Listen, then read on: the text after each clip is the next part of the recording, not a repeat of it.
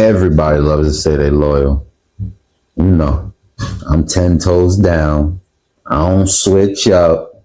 I got you, no matter what. Let's slow that down because no matter what, that's dangerous. No matter what means I'll ignore what you did. No matter what means I'll even go against myself just to prove I'm solid. So tonight we ask, are you loyal or are you afraid of just losing people? Because some of y'all are not standing on loyalty. Y'all standing on fear, history, and habits that you never question.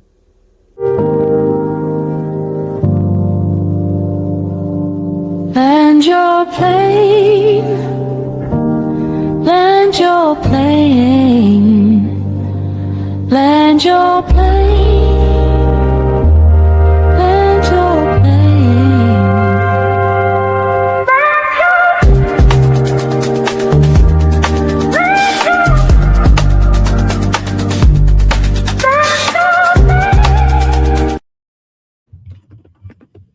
Welcome. Thank you for boarding with Land Your Plane podcast. This is Flight 21.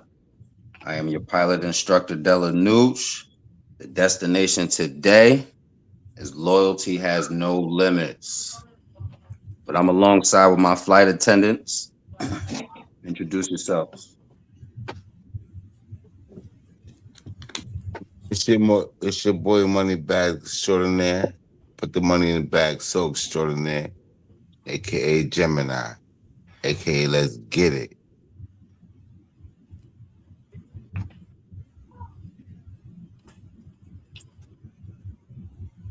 Bugsy Bogart, aka BUGs, aka Why He Talk Like That, because I got it on me. I'm 34 and a half. I'm your favorite cousin from Auntie Uncle you ain't know you had. And I'm ready for Let's Get It. Let's go. Let's take the flight. I'm Cherish. I'm Chi-Chi. Ready to get down to some tough conversations.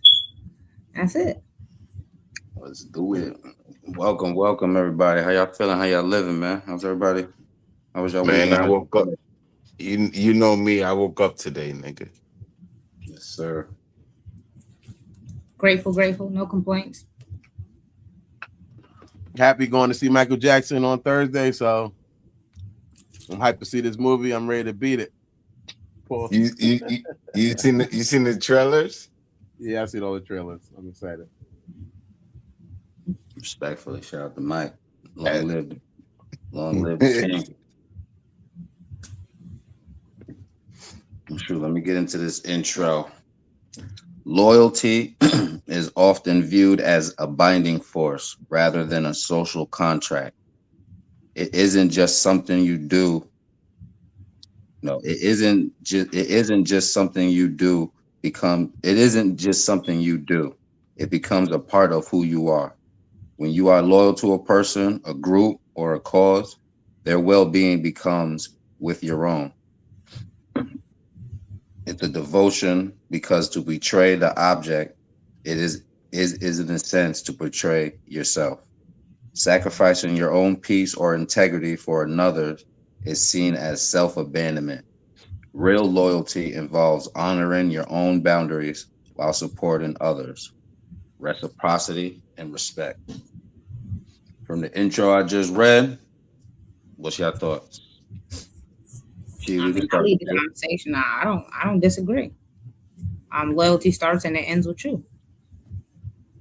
You know who you are. You know what you stand for. So people are going to come in your life. And I mean, me personally, I see it as every interaction with people as an opportunity to grow. So some people it's lessons, some people it's blessings. So your loyalty really lies with what you choose to stand on, with your moral compass. Where's it at? Because people is going to challenge your moral compass. And sometimes it's going to be for opportunities for you to grow. And then sometimes it's going to be for a situation for you to teach someone else how to grow. So the best word in that for me to describe it is like really boundaries. How do you set your boundaries? What's okay for you? What's not okay for you? But loyalty is not how you treat other people is how you choose to treat yourself at the end of the day. So I would agree with that statement 110%. I land the plane with that. And she's solo on that, fellas. What's thoughts? First and foremost, I mean, I heard you say groups, neighborhood all day. But yeah, I totally agree with everything she said and everything that was, read off. As somebody who was, high honor roll and all of that before I started gang banging. Once I started gang banging, I was ended up dropping out of school and shit. So I definitely agree. And I'm definitely speaking from experience, if nothing else. And I land. Oh yeah, one more thing. Neighborhood. Yeah, I can concur a little bit, but yeah, I land my plane. Yeah, that was smooth. I mean, I don't have any. I'm 34. I don't have any disagreement with what she said or what you said. I think it's just about wording. You know what I mean? However, because I do agree it's like a personal decision of how you're going to be loyal, not going to be loyal, and a lot of times it feels like loyalty can be super subjective to someone because a person can feel like, oh, if you're loyal and we in the car, you're gonna grab this gun and take this case from me. You know what I mean? That doesn't mean I'm not loyal to that person because I won't catch the case and grab the gun. So it's like I think that's the only thing I would say is different is that it's people's perception of what loyalty means opposed to your idea of what loyalty means and how loyal you are willing to be or not willing to be without hurting yourself or helping yourself. So I would say, yeah, that's the only thing I would add to that. And I'll land with that. That's 100. Thing that stuck out the most is reciprocity is respect. So the energy you put out there, you expect to receive, right? So that would be, what you do in the dark comes to light. So integrity is the thing that is I would say is one of the major building blocks for loyalty. And it's funny that you mentioned. I think you about to touch on something. Go ahead. No, it's me. You know what you just said, 80? You know what you just said? Oh, no, my fault. Who was that? That was you, bro? That was Hood. What I was going to say is the reciprocity part. When it comes to loyalty, you said that's the part that stuck out to you the most. To me, that went against a lot of what you said because if we are in two different moral compasses, you talk about what 80 said, right? You talk about what Mega said, right? Yeah, when you talk about if we have two different moral compasses, right? Let's say boom, you catch a body for me, right? Am I now in return obligated to catch that body for you? Because that's reciprocity. Blood is like you owe me blood type shit. You feel me? Like if you went out, like not to make it derogatory. You ain't gotta say no more. You ain't gotta say no more, bro. You ain't gotta say no more. Like that's it. That's 100. If you go out and do something weird in the honor of me, I respect your loyalty, but if I'm not there, or if that goes against everything that I believe in, you feel me? Does me not doing that now say that I'm loyal, or is me doing that, contradict everything that I just said? Because I have to stand on my morals first before I stand on yours. And it's just certain places that I'm not willing to meet you at. And you're, you know what I mean? That's just a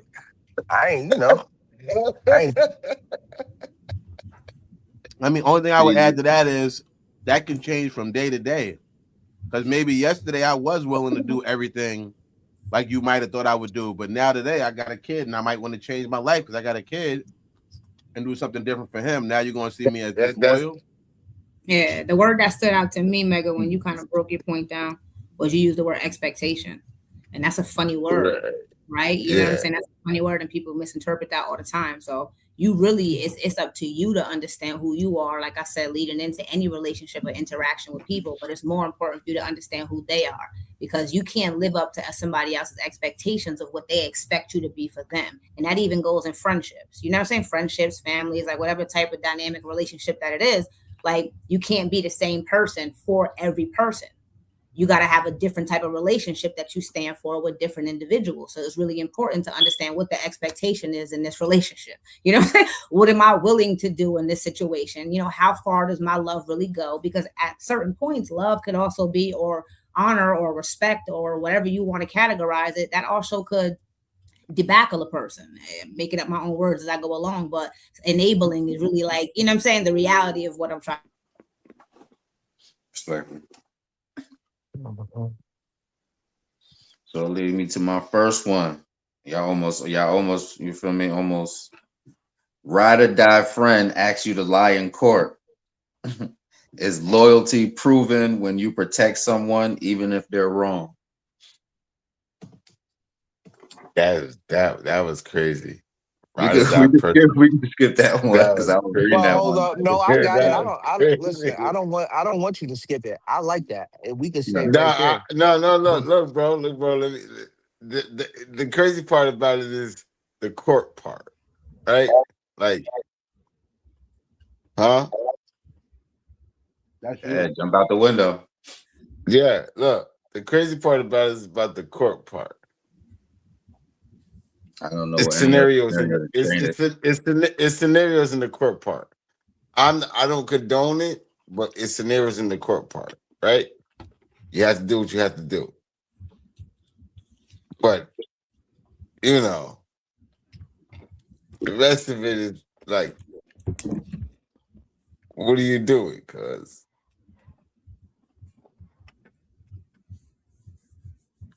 That's where you land. yeah, I'm gonna get back to it. That was just a See. quick intervention. Okay, sick jump. When you talking about court, right? And we just, talking about a moral compass.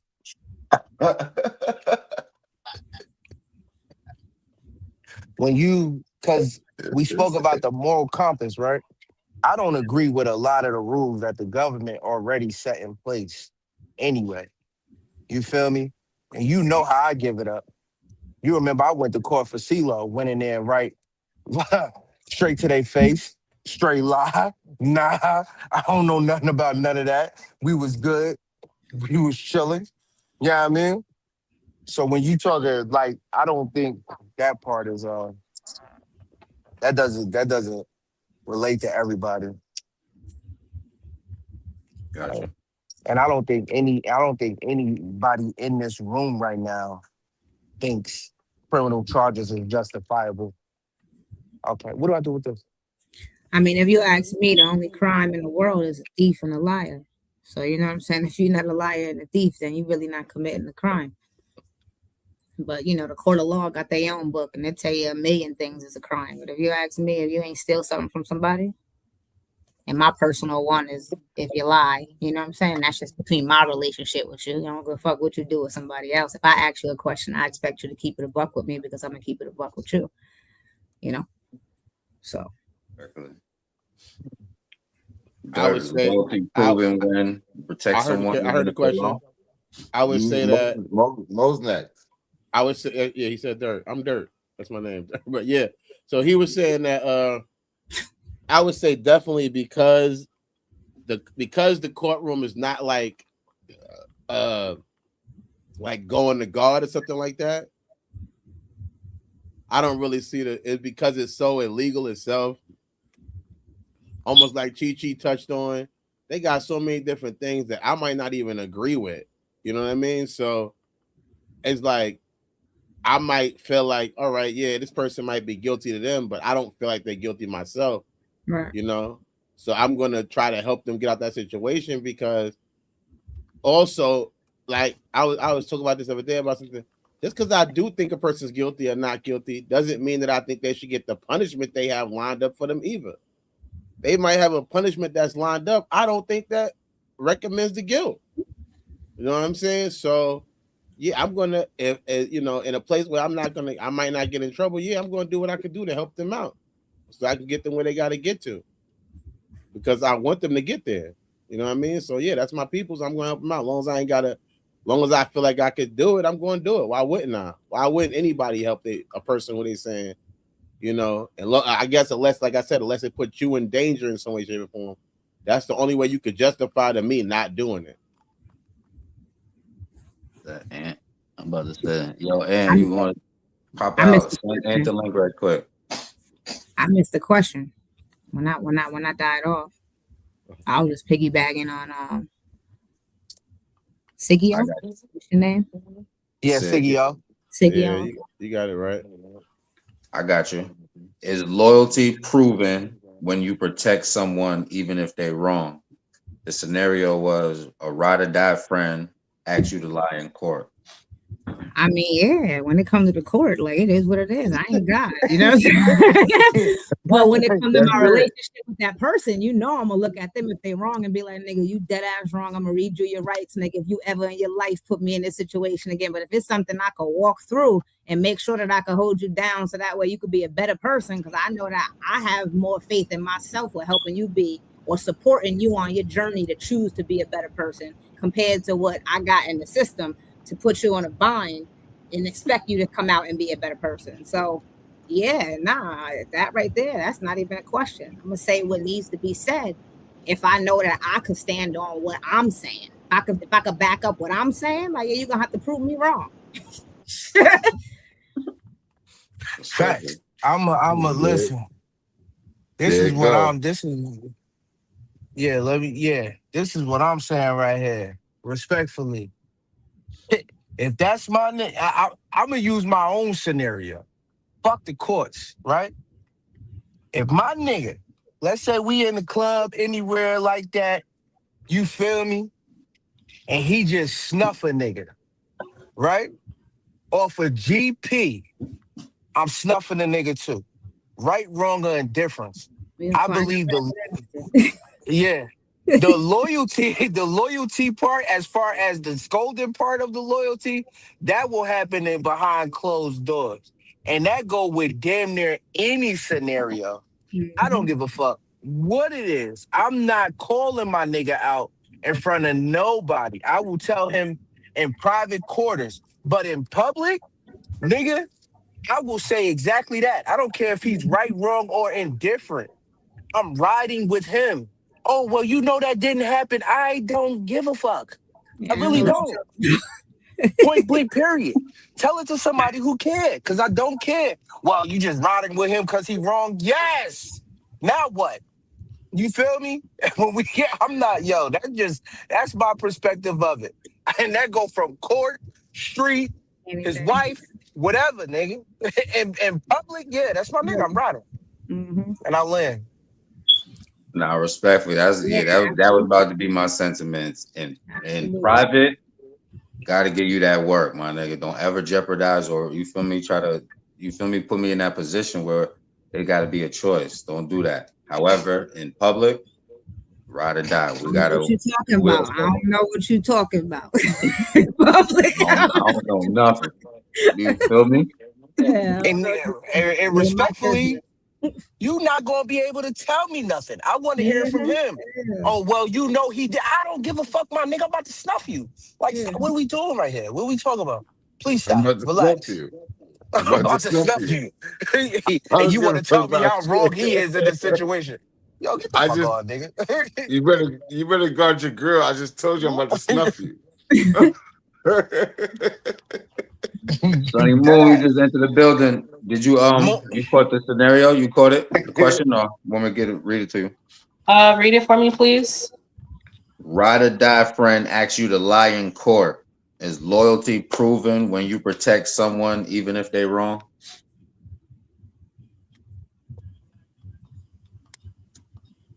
Loyalty.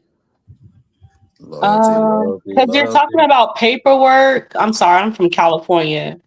It's gonna be a no. No, I'm not gonna lie for you. In court, that goes on paperwork. That can turn into time for me. So I'm gonna say no. I will not lie on paperwork in the court of law. I look. I respect it. You know, I appreciate people's I'm differences. sorry, I live in California, so Oh my God. You don't gotta apologize for that, Miss Moon. You know what I'm saying? At the end of the day, you gotta stand on who you choose to be. At the end Yeah, of at the least we know that I won't be calling you to court. You gotta understand people's expectations. You feel what I'm if saying? you have to put document on a piece of paper, please do not call me. Do not call me if you need to document anything. I ain't calling you. Yo, hold up. I just wanna say one thing right quick, respectfully. Just one thing. That's it. The East Coast, West Coast beef has officially died today. You feel me? Big New York in the building. Yeah. That was it. We good. Word on me. Word on me. Yo, Moon, it's all love. It's all love. You know I rock. Word up. Yo, big South Side in the building. You know what I mean? Respectfully. All right. So next question is, and this was sort of attached to that, but I'm gonna just read it off as another one. A partner cheats but expects silence out of loyalty. Is keeping secrets loyalty or manipulation? Manipulation. I mean, who's the partner? I don't understand. Like, am I protecting my friend? One more time. Hold on, Chi. One more time, 80. Just one more time, please, brother. Scenario is partner. Your partner would be your significant other. Or, yeah, all right. Partner cheats but expects silence out of hold on. Let me like me to be silent. Like I'm yes, supposed to cheat on me, and I'm supposed to like don't tell anybody. Hold on. Like let him do that. Let him do it. Wait, let him do it, please. Relax. Yeah, I got you. Yeah. Partner cheats but expects silence out of loyalty. Is keeping secrets loyalty or manipulation? That's not a secret. That's my personal business. If he cheats on me, I'm not supposed to tell that to anybody else. That's between us two. We either gonna figure it out inside the house, or you know what I'm saying, or we not gonna figure it out, and that's the answer. You could do what you do, and I'm gonna do what I do, and then it ain't no loyalty at that point in time because I chose to leave you. I could have a conversation about my past experiences, whatever who I want. It's not a secret. But if I'm with you, then that's me and your personal business. Like that'd be like a kick in myself for me to walk around and talk about what my man did to me. That don't even. So of course, loyalty is our personal business. Like it ain't got nothing to do with nobody else. And I would expect the same thing in return. I'm not a cheater, but if I chose to cheat on you, I would expect you to not say nothing and just come holler at me because you didn't appreciate me cheating on you. Like, go the same way. So yeah, so is it loyalty or manipulation? Nah, I mean, to each his own. You know what I'm saying? Who am I to judge? For me personally, is loyalty. Now That's you got to answer that question though. I would say loyalty. If it's me in my situation, you know what I'm saying? But I wouldn't judge someone else that looks at that as manipulation because everybody's outsourced or who they resource to talk to. What if they talk to their mom? It's therapy. What if they talk to their best friend for therapy? That's on them. Who am I to judge? I just know between me, my personal relationships, I'm gonna keep personal because I don't want to build a negative, shall I say. I'm beefing with my dude right now, so I'm gonna come and I'm gonna call you Delanuche. I'm gonna be like, yo, look, let me tell you what this faggot ass nigga did. You and him could be cool. We come to the family function. You trying to come chill. The first thing you're gonna think is, nah, I know how you did my cousin. So I'm feeling a certain type of way about you. But mind you, that was 3 months ago. I'm not mad at him no more. Yeah. You understand what I'm saying? So certain things inside your relationship, out of respect and loyalty, should be kept within your relationship, regardless of how bad it is compared to how good it is. My man hit $1 million ticket. I'm not gonna walk around and tell the whole world, oh, my man just caught $1 million. No, that's none of nobody's business. Like certain things inside the relationship should stay inside the relationship. That's just me. So it's loyalty all the time. With anybody who I bring inside my circle, it's always gonna be loyalty. And whatever's between me and you is between me and you. It ain't got nothing to do with nobody else. Respectful. Nah, he punched me in my face. Like, don't say nothing. Nigga, that's manipulation.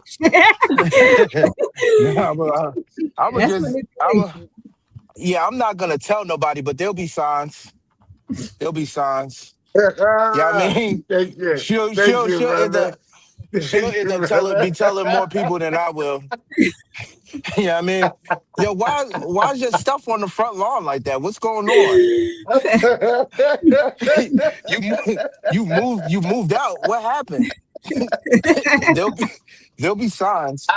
Hey Yo. yo, you fired tonight, bro.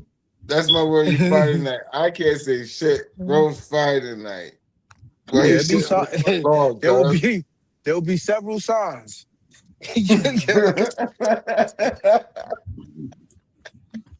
Why the police at your house? Yeah, they said I need a police escort. For what?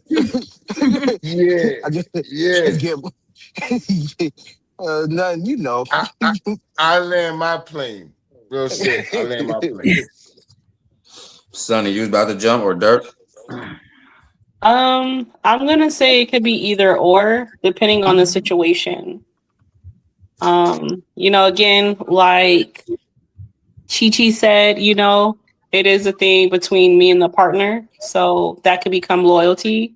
And then manipulation is just like, what am I keeping to myself? Because there's some things that you do need to speak out and have somebody else look in. I mean, look outwards to let you know what's actually going on because you physically are in it. You can't probably see what you're doing or what's going on. So I think it could be both. It could be loyalty and it could be manipulation depending on the situation. Respectfully. Dirt. I think it's less about loyalty and just not wanting people in my business, possibly. So all I'm gonna let you know is we not together anymore. Why we not together doesn't have as much importance, unless because what if me and that person get back together? You know what I'm saying? I gotta admit, I have got with somebody who cheated on me before I got back with him. So now you see, like Chi Chi was saying. Now you see me at the cookout and you like, oh, he with the one. We know her. She the one from the joint. So it's like, to me, it's like I don't need your validation in either point. So I'm not looking for you to jump that person or beat that person up or to help me pound on that person pause in a verbal manner. Because if I feel like what they did was wrong, I feel like what they did was wrong, whether you tell me or not. So I don't need to give you any update on, besides the fact we decided to, part ways. I don't need to tell you why exactly or, because she was topping somebody off, what I mean, at a job. I don't need to do all of that because, I'm saying? I tell you all of that now, what I'm saying? God, life is life. You never know what happened. Maybe a couple of months later, she was good at what she do, so I'm back involved. Now I look like the weirdo. It's like, damn, that's you with her now. Now we going to get married and all of that. I done got a ring and all of that. Now you at my wedding laughing at me and shit. You know what I'm saying? So it's like I feel like background. Hold up. Somebody's background. I got him. I muted him. I don't know if people like. I think that's the biggest thing when you're in a relationship with somebody. You is like, and y'all in a partnership that's real personal.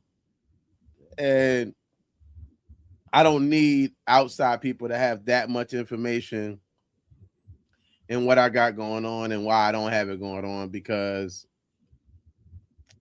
it could always lead to a bad thing of they own vendettas. Sometimes people get their own vendettas, you know what I'm saying, with people. And I don't want that to happen. So unless it's a thing where I feel like my life's in danger and I need you to come help me from shorty, which I probably won't feel like that, or whatever, because I am a guy, or whatever. I don't know how violent the girl I'm dating is, or she could beat me up that bad. I got to call my girl cousin to handle it. I don't know, my girl sister or whatever. But the point is like, yeah, as long as I feel like it's something that, is whatever. I'm like I said, that's my past. Right now, that's currently in my past. And I like to discuss past in a way of reminiscing and it being a good thing. I don't like discussing things in the past that are negative, because even though I can't change the good things either, you can't change the past. It already happened. So I'm not, and it feels like like my sponsor tells me all the time, you only get 5 minutes to sit on the pot and then you got to give up. You got to move on. So for me, it feels like I'm already past my 5 minutes. If I'm telling you about it, and him about it. It's like whatever. Let's get yo. I'm single. Let's get me a new bitch. That's it.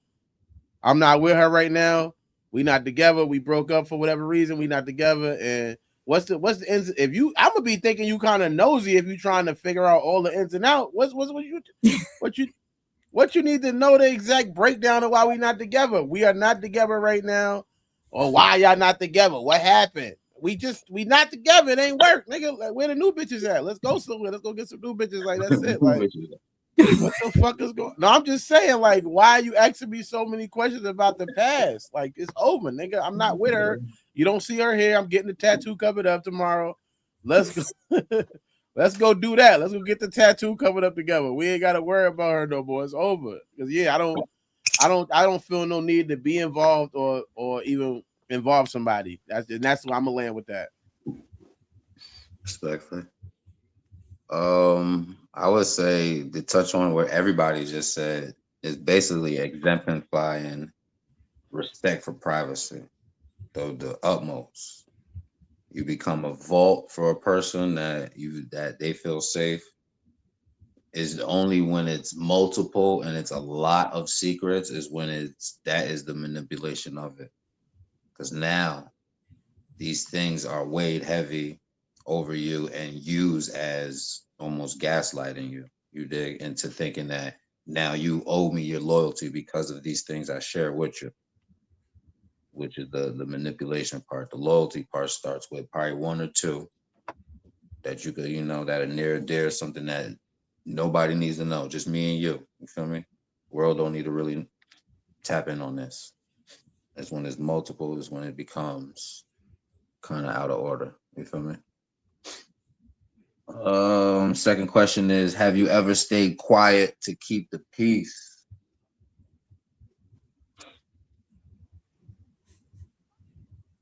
I'm gonna It say hurt. yes. It hurt. Yeah, Yes. it hurt. Because you definitely want to be heard. So in that moment, if you're not being heard and that person does have some good points, I would just go ahead and go silent, because there's another time I can bring those points up again that they may be able to hear them, because they're so ready to keep their right, because they are right in that moment. They may not hear what I'm saying because they are right. So I will let them have that moment because you are right. Let them know they're right. And then I can come back another time and suggest that some other time. And I land. Respectfully. Yeah, I pick up the plane. Double down on what you said, Sunny Moon. I definitely learned in my 40 years of living that effective communication starts with actually listening. And sometimes when you're too busy trying to get your point across, ain't nobody really listening. So it's a time and a place to be quiet. Sometimes your mouth could help you, and sometimes God in your mouth could hurt you. So I started from a person that ain't never shut up. I say how I feel. I'm going to stand on how I feel. You're going to have to listen. And I had to learn that it's a time and a place, and you're way more powerful in a conversation when you allow someone to speak or even take a moment between the pauses. So a pause is a real powerful thing in a conversation because it allows a person to actually think about sometimes, and even just asking questions. You know what I mean? So it's like I'm not even here right now to prove my point. I'm here to just ask you a question for better understanding. I want you to explain stuff to me, even though I know in my mind I got a list of bulletin points that I want to drive to you. You understand what I'm saying? But I'm allowing you to answer a lot of questions for me, and then half of those bulletin points I may not even feel the need to prove to you after I just prompted a couple of questions for better understanding. So I double down with what Miss Moon said. Like, sometimes covering your mouth is just really protecting your peace and just preparing yourself for real understanding to have a real more powerful conversation. Respectful. I'm Have you ever stayed quiet to keep the peace? I would say definitely I have, because to me, a whole purpose of a conversation is for something, a reason, whether it's for laughter, solution, to come to a conclusion. And if I don't feel like that's going to happen during the conversation, No, I said clip it. And if I don't feel like that's going to happen during the conversation, I don't feel a need to even have it. I feel like, are we, if what conversation are we even having? I feel like a lot of times a conversation is just for people to be heard. And I'm not saying people should never be heard, but sometimes they shouldn't. Reality, they don't have nothing to say positive. They have nothing to bring to you to make you better, or any example of how you could, grow from anything. So it's a high level of verbal abuse. You know what I mean? From a man's point of view, being a man, for the amount of time I've been alive, being with the women I've been with, and I'm not trying to judge them because this is not judgment, but in life, the experience I've had, it feels like if I would say men are a victim of anything, I would say, at least myself personally, I've been a victim of verbal abuse a lot. To the point where it's like, I'm not saying I understand why some people hit some people or don't hit some people, because that's a whole nother conversation. Being with the women I've been with. But I do get why somebody might feel like they need to retaliate in a way when you being took advantage of in a different way. Now because it's like it's like you can't always respond to somebody's retaliation. You can't tell somebody how they should retaliate, So to me, yeah, I'd rather be silent. I just don't like negativity at all. So I'd rather be silent and be thinking and hopefully coming to a conclusion that can be hopeful and helpful. You know what I mean? Opposed to just sitting there breaking each other down. Because if you dissing me, maybe I'm gonna be dissing you now. Now we sitting there dissing each other. Now we playing your mama. Then we dissing each other cousin. Now we dissing each other sister. Now we just disrespecting each other. Now my it's all this other stuff, and it's like, but then we not even leaving each other. So now what's gonna happen after that? After we do all of that, after we done sat there and disrespected each other, and we don't plan on leaving, we supposed to be loving again. Now we got to be hugging. I feel like it's hard to give somebody a compliment, a true compliment that you truly insulted. And I also feel like it's hard to give somebody a compliment who's truly insulted you. I'm not Michelle Obama. When people go low, I don't be thinking about going high. You know what I'm saying? I ain't get high in almost 5 years. So hold up. Michelle Obama, she said there was about 10 years that she couldn't stand Barack, and she stuck with it. No, I'm just saying when she said when people go low, you got to go high. Remember she said that. Can we not do that though? Like, what? Just stand strong, bro. Yeah, all right. So that's what I was saying. So for me personally, I think, I don't think I would. I can't always say I would go high in that situation. So yeah, I think silence is sometimes the best solution to not create no new issues. And I'm gonna land with that. Jim, you had something to say? No, I'm quiet to keep the peace. No. I fuck with Mo to that last little part. Correct it. DZ or Michelle? Michelle. What about Michelle? And what he just said, no, leave that shit alone, right? I agree with Mo. I land my plane. I just didn't like what he said about Michelle. What did I say about Michelle? That was bad. No. Don't what he said about Michelle, man. No. Don't put respectfully. Don't put her in it as what you was talking about. But it was a great example, though. That was a pretty good example when we're talking about silence. I'm pretty sure she had to close her mouth out of them 10 years to keep that marriage going. So that was an actual good example when he said that, because that's something I'm pretty sure she had to do. If she didn't like that man, then anything that's coming out of her mouth probably would have been volatile. It probably would have been negative. And that's not what he needed. And that's not what they needed for their relationship. So she kept the silence. So that was a good example, actually. It was a positive example because she's still married and they're happily married. They show they're happily married. So Michelle Obama. So I feel like that was a Jim. I don't think you listening to the example that was. I rest my case. Explain to aim to please paradise 3914. He wants to know who is Michelle. Who's Michelle Obama? I would like to say one thing too. Also, I rest my case. I know this is being recorded, but I never brought up the marriage once. I was talking about the high and low quote. That wasn't me who brought that up. I was talking about the high and low quote because that to me has nothing. It's just a quote that I heard a lot of people say. When some people go low, you can go high. I've heard that as an example, but I haven't been always accurate myself of doing that. You know what I mean? Like a lot of times in life, I've been the person who, if you going low, I'm gonna try to go lower. Pause. You know what I'm saying?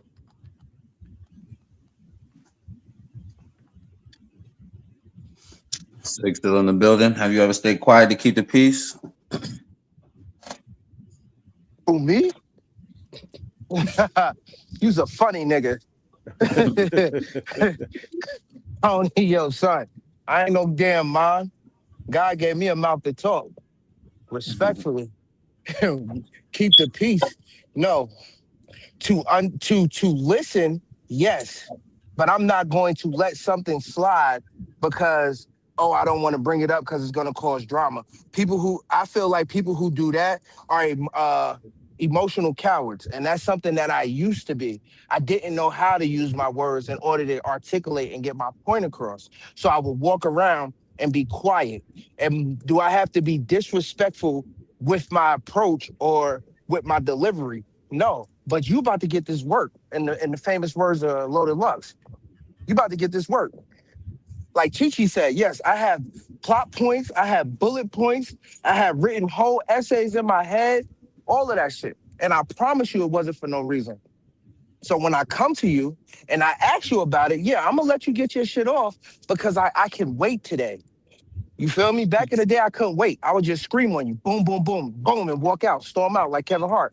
Every time I come in here, microwave on high and just walk out. Fuck that. You know what I mean? Now I let you get your shit off and I'm going to properly put belt to ass once you are finished. Whether you make good points or not, no matter how good your plot points is. But one thing I'm not going to do is live in fear of speaking. If I'm in a relationship, whether it be a friendship, a relationship, work boss relationship, whatever, whenever I start feeling like I need to be silent in fear of what could be said or what can happen within the relationship, then no, I'm in the wrong fucking relationship. Respectfully. Everybody should be able to get their shit off in a respectable manner and rock from there. And I land with that.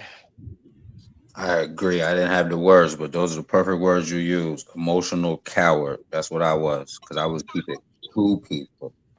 You feel me? Too peaceful where even if feeling away, it doesn't matter. I've already agreed to, you feel me, the disrespect. You feel me? So to keep it peace is not really, it's just to maintain something that I'm already am and just chaos. You feel me? Just certain around of chaos and you said finding the best way to articulate boundaries now. Boundaries is the best way to, prevent all of that. And with those, that'll let you people can grow from those. You feel me? You either grow or you stay stagnant in where you at. You feel me? Let's pay some quick bills right quick. Where you wanna be in your heart, we call that heart to heart. Mind game. You are his supreme clientele.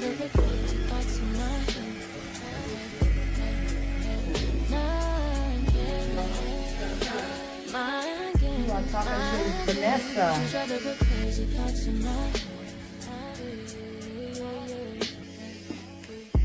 Betty Malcolm, I could be your rider. If you're the cannon, I could be Mariah. Come in here and get a fresh haircut. If you be the water, I can be the fire. I'm a guy, and you could be Messiah.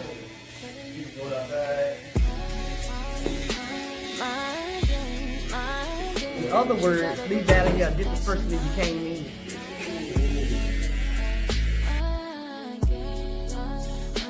Mind games, you try to put crazy thoughts in my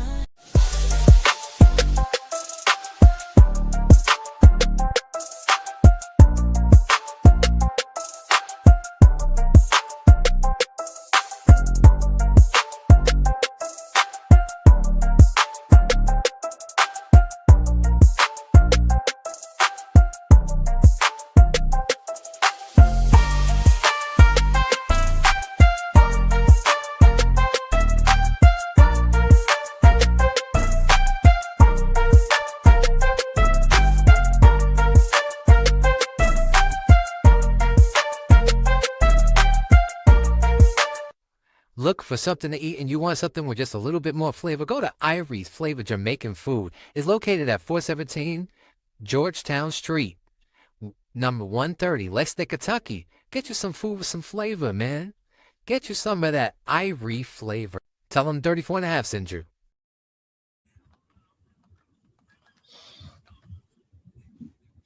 Remember to like, share, subscribe, hype us up, and comment who one of my flight attendants is landing their plane the best.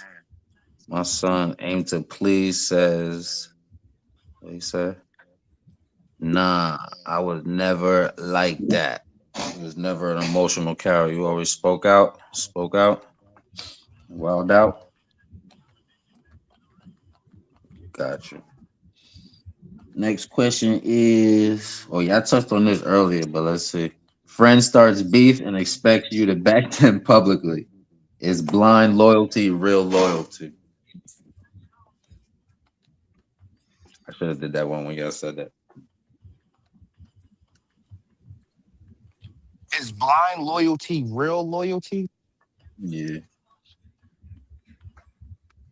Jumping out the window, you don't even know what for, but Yes. Yes. Yep, I said it. Blind loyalty is real loyalty. If you ain't seen New Jersey Drive, then you don't know what I'm talking about. I ain't gonna sit here and wait for you to catch up. You hear me? I got bills, you know what I'm saying? I got bills, you know what I'm saying? Nah, for all jokes aside, if somebody is running down on me and you goddamn, yo, what'd you do? What'd you do? Yeah, I ain't fucking with you no more. You goofy. Go be goofy. Dead ass. Mister, I got it on me. You hear me? You goofy. Walk that way. Is he solo, y'all? How is blind loyalty real loyalty? I mean, I'm standing on it. Piggybacks on what I said earlier. Like I said, it's expectations. You know what I'm saying? So you got to develop that in the beginning of the relationship so people understand. And I'm definitely double down on what Siggy said. You ain't gonna ice spice me. You're gonna catch me. I'm getting punched in my shit, and you don't do nothing. The first thing I'm gonna do is punch you in the face. That's just rite of passage. So if I'm standing right here and we got issues before I even fight this, after I fight this person, and whatever happened between me and this person, first thing I'm doing is punching you in the face. Right. So we're gonna fight immediately after, and you're gonna know that maybe we shouldn't be friends. And that's perfect because I don't punch my friends in the face. You know what I'm saying? I mean, clearly you got my point.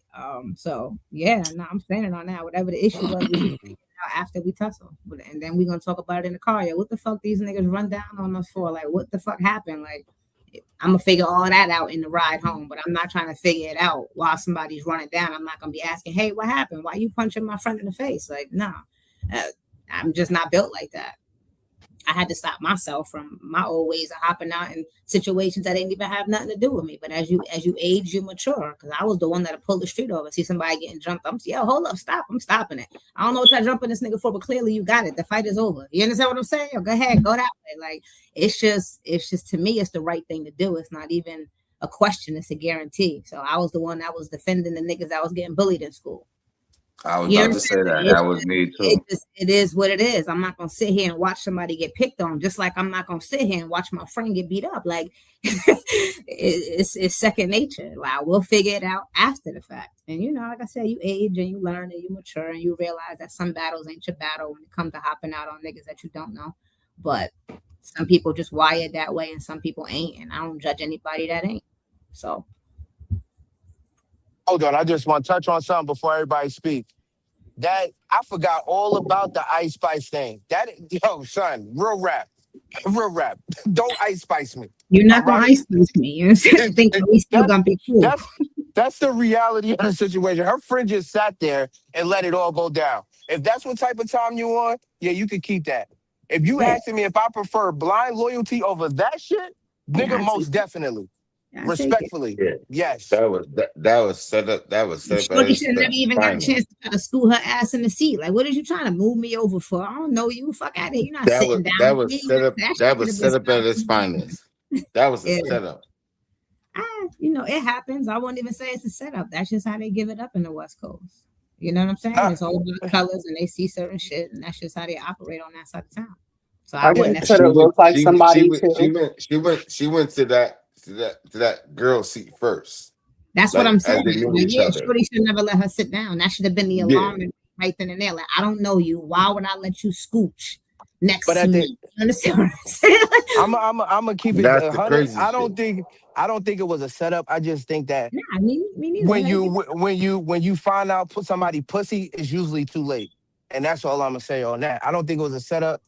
They just your Can I, friend was can I, pussy. can Ice Spice fight?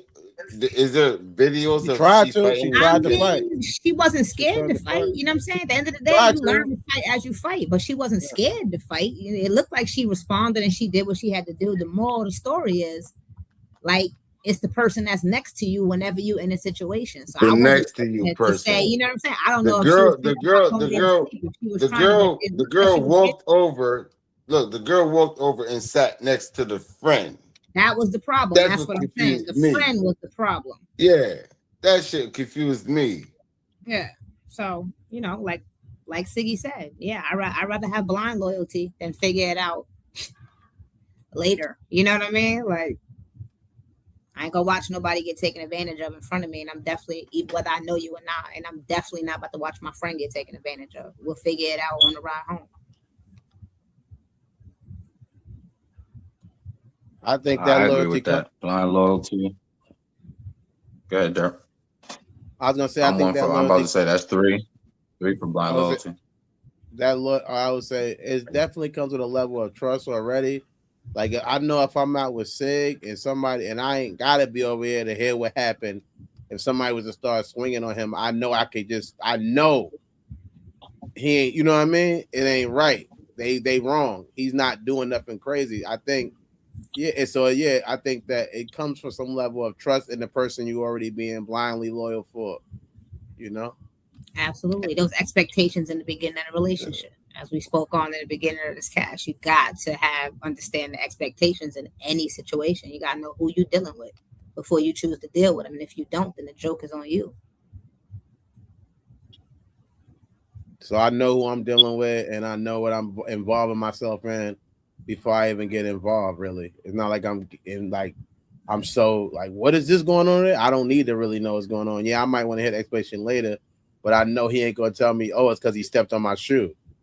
You know what I mean? It ain't gonna be because of that. It's gonna be something more than that. So I just feel like I think that it's good to have blind loyalty with the right people, but be real conscious about who you having loyal to, who you bringing in your circle in the first place, who you even being around with. You know what I mean? Some people would ask me to go places. I would tell them, no, I'm not going. I wouldn't want to go with that person because I know how I give it up already, or what I would do, or what I wouldn't do. Respectfully, at that point, second question is: do we support people or their behavior? You would support people or their behavior. That's up to you. It's what you consider who should be right, like around you. Like then if there's a second guess, then that's on you. That's your fault. I mean, I definitely don't condone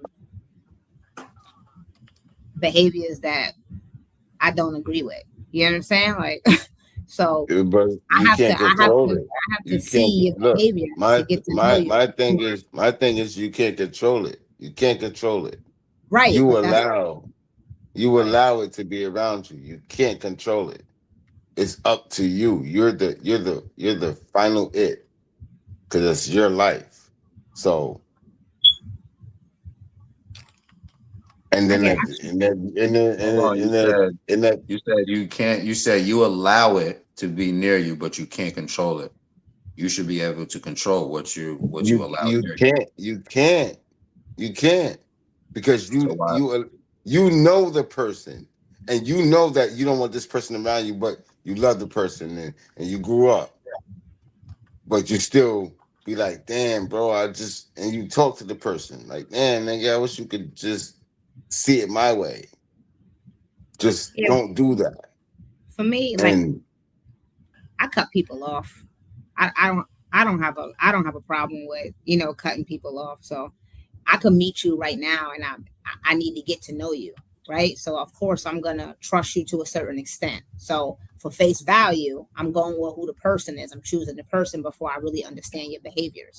And then once I understand your behaviors, the choice is on me to be like, okay, do I condone those behaviors? Do I support those behaviors? And then I have to set my expectation. If the answer is no, then I don't choose you as a person. I'm gonna give you the best advice I could along the way when you exude those behaviors, so you can have the choice to choose who you want to be. And if you choose that you want to still exude those behaviors, and I have to choose that I don't support the person. So to me is really simple, and I could pretty much see your behaviors almost immediately if given the right time and place and opportunities. You're going to show me who you are, even if it's not through me and our interactions. I could see who you are with how you treat other people. So I have a choice here to be like, yeah, I don't know, you got certain characteristics and behaviors inside of you that I just don't condone, and I'm gonna point it out to you. And then I've learned, like I say, growing up in the age that I've reached, that some people ain't even worth the conversation. But I try to do my due diligence as a human being to make sure that anybody that comes through me leaves a better version, or at least has the opportunity to be a better person. You know the crazy thing. You know the crazy thing about that is, there's people on this panel right now that has a friend just like that you've been friends for 13 years, 14 years. That's the crazy part. What you mean? You know all the traits of the childhood friend. Oh yeah, so I'm saying I don't got like now you're friends. Now you're friends with them for 30 years. Yeah, not me. Not me, bro. I don't condone. Like I said, if you're not for me and my growth, I'm not holding on to anything that is not elevating, because every day I choose to be a better human being than what I was yesterday. So, and some people are gonna fall by the wayside. Everybody on this panel is friends for 30 to 20 years. I don't have anyone on this panel I've been friends with for 20 or 30 years. I've been related to you for 40 years. I've been related to him for 40 years. I've only known Dirty, and I can't even say I personally know you. We know of each other. We come across each other, but I don't really know you. I could beat you in basketball, though. I know I could beat you in basketball. We both know that's not true, and that's why you put your left hand. That's not true. But yeah, Siggy, that's not true. You know what I'm saying? I don't know you at all, and I just met you. That's not true. You know what I'm saying? So I don't have a friend on this panel that I'm saying not on this panel. I'm just saying respectfully. I hear what you're saying, but yeah, most of us knew of each other, and right. No, you're not having friends. You got a flight family here. Keeping it a being between the both of you. I can't choose to not be friends with you, use my family, but I don't condone certain things. Just like if we having a personal conversation, I don't condone everything that I've probably done. Like I tell you to your face, it's not a secret. I don't like when you do this, that, and the third. So I choose to deal, and that's the managing. You know what I'm saying? Based on expectations. You know what I'm saying? You showed me who you are. I show you who I am, and I know how to manage that relationship in a healthy way. We family, but if we talk about you don't have friends. You don't have friends for 20 years past, 10 years past. You're not involved with nobody you grew up with 20 years ago today. Yes, but those people aren't toxic. So I choose them not just because of how long we've been friends. I choose them because of their morals and their character. And that's how they've been able to stand the test of time and still be standing next to me 20 odd years later. But it's not just because of the person, because I also got people that I carried with me for 20-something years that I don't even speak to now. I cut them off because that's what happens with growth sometimes. So my block list is crazy. I got more niggas on the block list than I do on my contact list. My block list is crazy.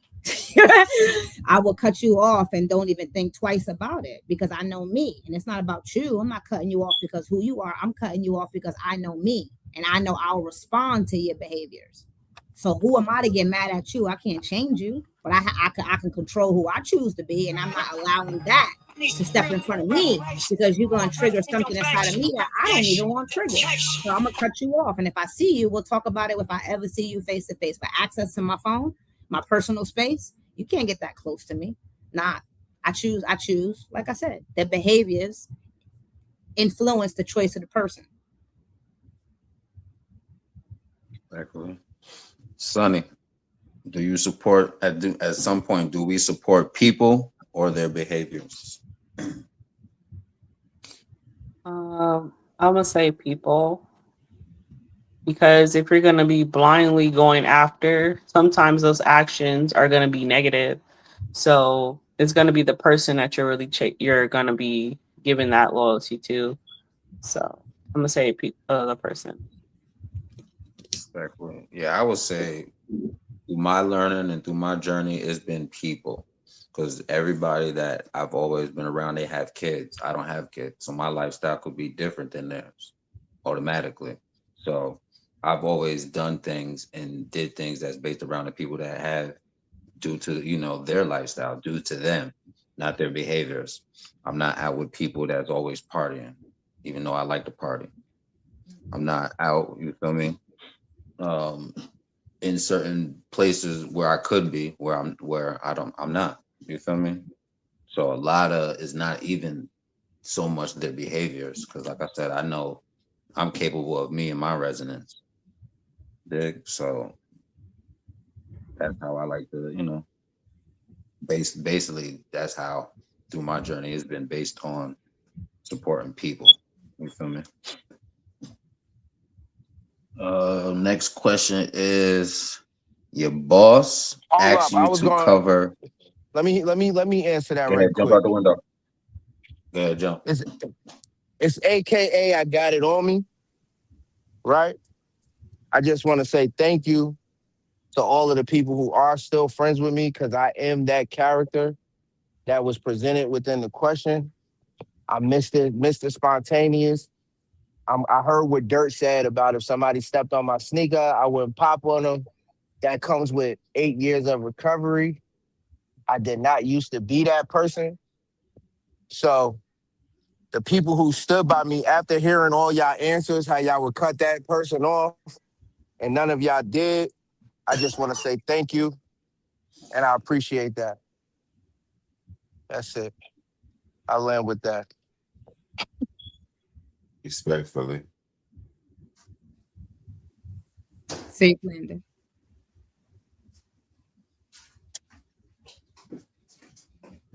I'm back. I'm gonna take a water break. Anybody else want to give any shout outs to anybody else they cut off or didn't cut off? Respects. All right, move on. Next one was, your boss asks you to cover unethical behavior. Does loyalty apply in business?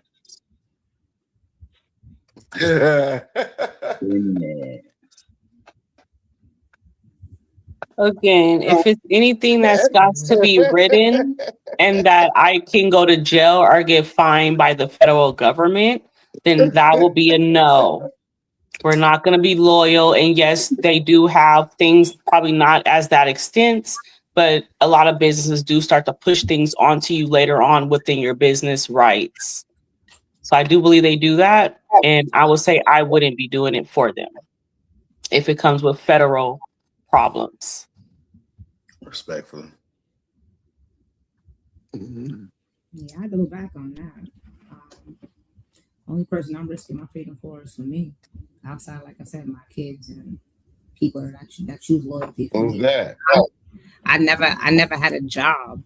I never heard of a job, and I definitely never had a job that I ever felt like my boss is loyal to me. You know what I'm saying?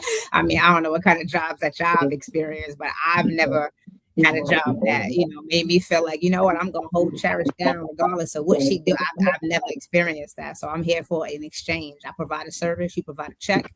You know what I'm saying? And it just is what it is. So anything that makes me challenge my character, it's not even a question. It's an absolute no. It's an absolute no. Respectfully, Chef Tone just stepped in the building. Did you hear the question? Say it again. Your boss asks you to cover unethical behavior. Does loyalty apply in business? That's a good question. Shout out to Harlem Bombshell. She in the building. I don't really know if I want to follow this boss, man. Tell you the truth, if you willing to put both of us at jeopardy, you know what I'm saying? Like, I don't know if this is a good leader. I think this is a bad decision that I'm making to be around this guy right now. I mean, how did I even get in this situation? I mean, you know what I'm saying? Like, why didn't I see this coming? Who hired this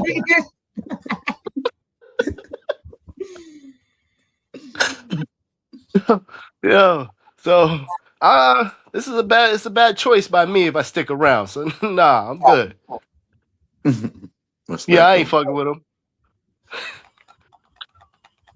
Fellas, does loyalty apply in Bennett? I started with knowing how to do it, and then I got to my own.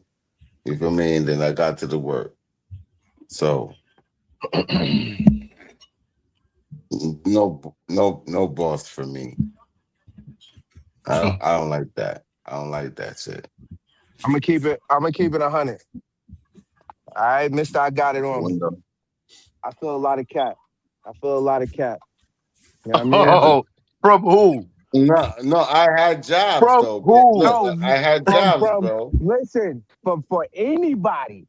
You're wild. No, come on, son. Come on, you just got here. I know No, let him land his plane. Come on, Siggy. Yeah. This is our first interaction meeting, all right, son? I don't really know you like that.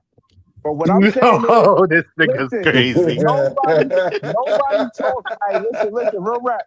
Nobody talked. All right, my bad. Yeah, let me talk. Nobody talked about the check. Nobody talked about the check, and everybody just said no. All right, you landed your plane? No, I didn't say Let me. I did. We're 17, 18 years old. Look, we're 17, 18 years old, 19 years old. Not even 17, we like 18. to check, bro. No, not even 17, 18. We don't know each other. So let me formally introduce you to who I am. I gave you a short introduction in the beginning. Look, I quit jobs for fun. I've been on my own since I was wild young. And I ain't mean that to rhyme. It just happened to line up the way that it is. So I've been taking care of myself since I was 9 years old. Money does not define who I am.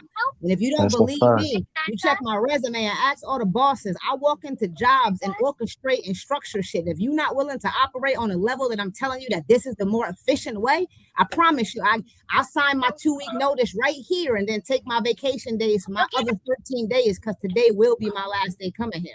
I quit jobs for fun. So for somebody else, I understand that may be their moral compass where it's like, I may have to step on this cracky line because I need this check. Not I. There's too many opportunities in the world for me to make some money. I wish I might. That's a fact. That's what I'm saying. So that's why I'm like, listen. So I doubled down on what you said, Tone. I'd look left and right and be like, how did I even get here? How the fuck did I get in this situation? Like, how did I not see this as your character? I quit jobs. How was I not wise enough to see this coming? I'll tell you, I quit jobs for fun. Like it was a hobby for me. That's how confident I am. I walk out here and be like, I don't know how we're gonna figure this out, but I promise you, I have no doubt in anything that I do. And watch me step out here and watch me make it work. My confidence in myself is through the roof. So listen. You speak. Listen. I'm also somebody who quits jobs all the time, right? What I'm just saying is this. I didn't hear nobody bring up no paper factor. You understand what I'm telling you? Because I also seen people, you feel me, stand on that and then they, think about the check. Especially, you got kids, you got all of that type of stuff like that. I'm not saying that you're going to stand around for all type of bullshit that come there your way, but it is some shit that you will let slide when that check is big enough. I hear you. So flip the inspection sign and saying, nah, nigga, we really got an A grade. We ain't really got an F grade. This shit in here ain't right. Just for the inspector to come through and pass. Listen. This is all I want to know. Right quick. What is the offense and how big is the check? Because that tells whether I walk out or not. What's ethical? What is the offense? What did he do? You know what I mean? Yeah, I mean, yeah, let me be honest with you. I'm not gonna just jump and say nah, but yeah, what did he do? What is the situation? Yeah, you gotta give me a better situation. That's why I said if it's anything that questions my morals and my character, that's why. Right? Yeah, for sure. Character thing, Yeah. you know what I'm saying? Then if the answer is I went. absolutely not, like, because Yeah, I ethical went is a to. big word, like you said, Siggy. Like where little ethical or big ethical clause? Like where are we talking Right, here? I understand. But just like right. if it questions my character, it's not about the money. I promise you. I tell you, sayonara.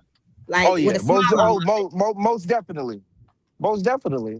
Listen, I'm with all of that. I just like, yo, it wasn't no bread brought up. It wasn't no conversation about I what hear he you. did. Everybody just like, yo, I'm out. I'm out. I'm like, It didn't I feel don't know. realistic to you. Well, you know what? I don't know. I Hey, got yo, you feel Sig, me? yo, Listen, Sig, yo, Sig. See, I was thinking the most. I was thinking the worst. That's why I was like, I'm out. I was thinking the yeah. worst situation. And listen, I feel it. And I ain't Yeah, mad at you. I just, yeah. I play the tape all the way through. You know what I mean? Yeah, I mean, I'm not quitting my job because my boss just like to fuck all the coworkers. I'm not leaving. That's between us. Shit, he can fuck all. He ain't fucking me. Shit, me. She come. Yeah. Oh yeah, he just be fucking all of us. Well, damn, that's crazy. It's crazy, bro. Make sure It's crazy. my check is due on Friday. You know what He ain't I fucking all of us. He ain't yo, yo, Crazy, bro. respectfully, he ain't fucking me. I don't listen. I don't want no smoke. I feel what everybody's saying. I'm just talking about me. Goddamn, it's some shit I can let slide. You feel me? That nigga's fucking me through the chat. Nigga, he fucking with my Yo, money, nigga. Nigga that's He's stupid. fucking homie. with my money, nigga. Y'all niggas getting fucked. He's fucking with my money. Fuck So you fact, talking about? actual and factual. Okay. Dirt. Support. Does loyalty apply in business? I would say no. Obviously, it depends on who your business partner is or your boss is. I've had family members who was my boss and things like that at various times. I've had different people who've been my boss. So I think it is important to that prior connection. Is it just a job? Is it just a paycheck? Did I just meet you when I get here? You know what I mean? What are we even like? How cool are we besides this? Do we hang out outside of work or those things? All those are all things because maybe I did just meet you. I ain't Drake. I don't mind no new friends. A new friend couldn't be a bad thing. You know what I mean? It might be a good thing. Open up a door that was always closed for me. So essentially, those are the things that's going to go into my idea of whether or not I'm willing to do something that is still even in my not against my morals, besides I guess my paycheck or whatever, like the hood said, but it's going to be like, are we, is this person somebody I really care about as far as this friendship is concerned and really want to see them go? They need me to do this. You need me to put this paperwork in and say this happened. You wasn't late. You need me to cover saying you wasn't late. You know what I mean? And is that the first time you ever talked to me besides being my boss? Coming over here asking me to do this thing. Now we've been already chilling and all of that, and we build some type of relationship with each other as far as friendship goes. I was just at your house watching WrestleMania or whatever, and then you asking me to make sure you wasn't late. I might could cover for you. I might could say, yeah, he was here, he was downstairs. You know what I'm saying? Or she was here, she was downstairs. But it's always going to be like whether or not I'm gonna lose my job to defend you too. That's going to be a big point too for me. Whether or not I'm going to have to whether me doing this is going to make me lose my job, and that's how I'm paying my kids. I mean, I'm feeding my kids. I mean to say, I'm not gonna say I never quit a job. I quit a job in the middle of the day. I remember I was listening to a Nipsey song, rest in peace, and he was still alive, like 2 months before he passed on. And I just told my boss, I'm done for the day. I'm done for life. I'm quitting this job from listening to the song. So I'm a quitter too. You know what I'm saying? I quit, but at my age too, I do find a little bit more. If I'm already decided to come to this job, I'm probably gonna have some respect for it and try to make it something. I listen to people retire and all of that. I want to be involved.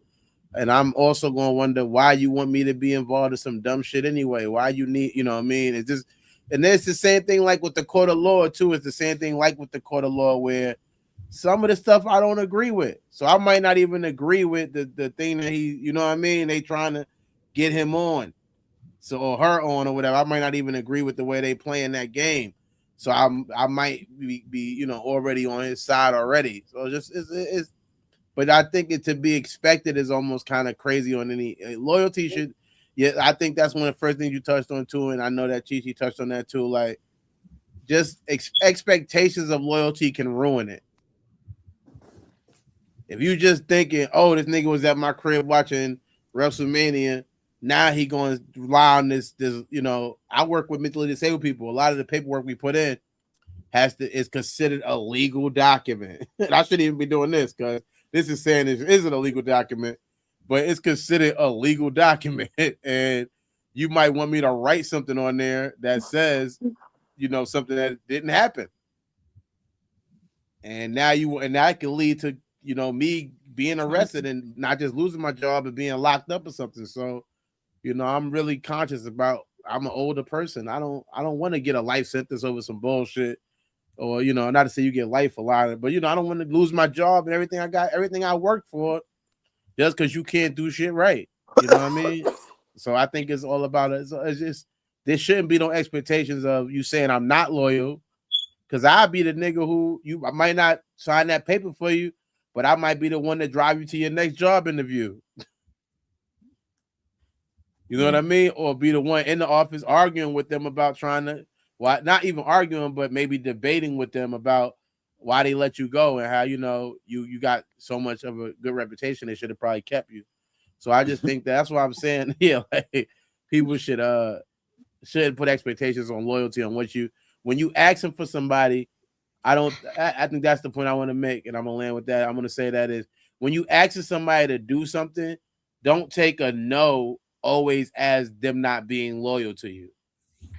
Don't take that as an example, because I could be the person, like I said, that tells you no, I can't kill your baby mother because y'all was arguing, but I'd be the one that let you stay at my crib, maybe sleep on the couch when she kick you out or whatever. So it's like you could be like, oh, you ain't loyal, you should have killed her. You know what I mean? In your mind, and now you're not even gonna get the help you need. So I just think that is a thing of respect and understanding different people's idea of what loyalty means, and I'll land with that. Respectfully. The Mac just jumped on the flight. What's good, my guys? What's good? What's goody? What's goody? What up, Brody? Yeah, what's up with you? Scenario is boss asks you to cover unethical behavior.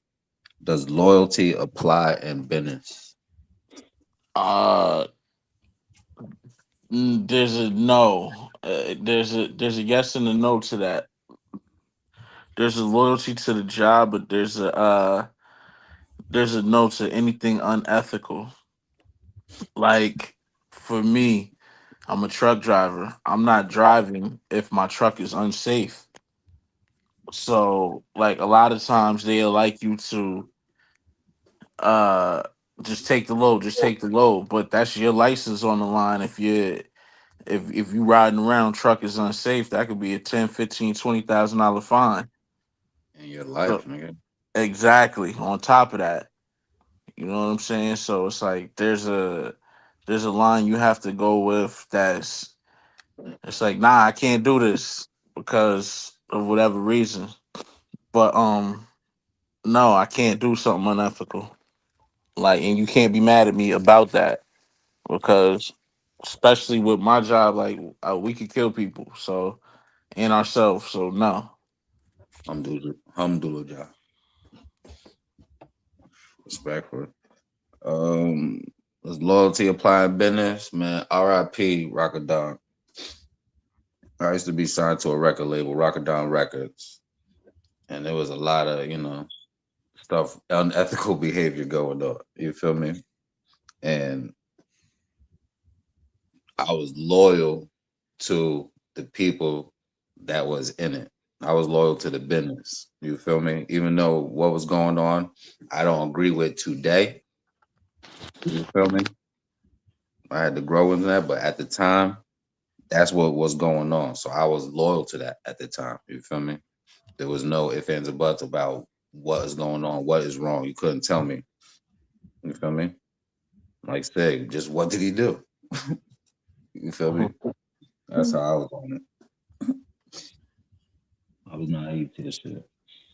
Next question is: have you ever risked your morals for money?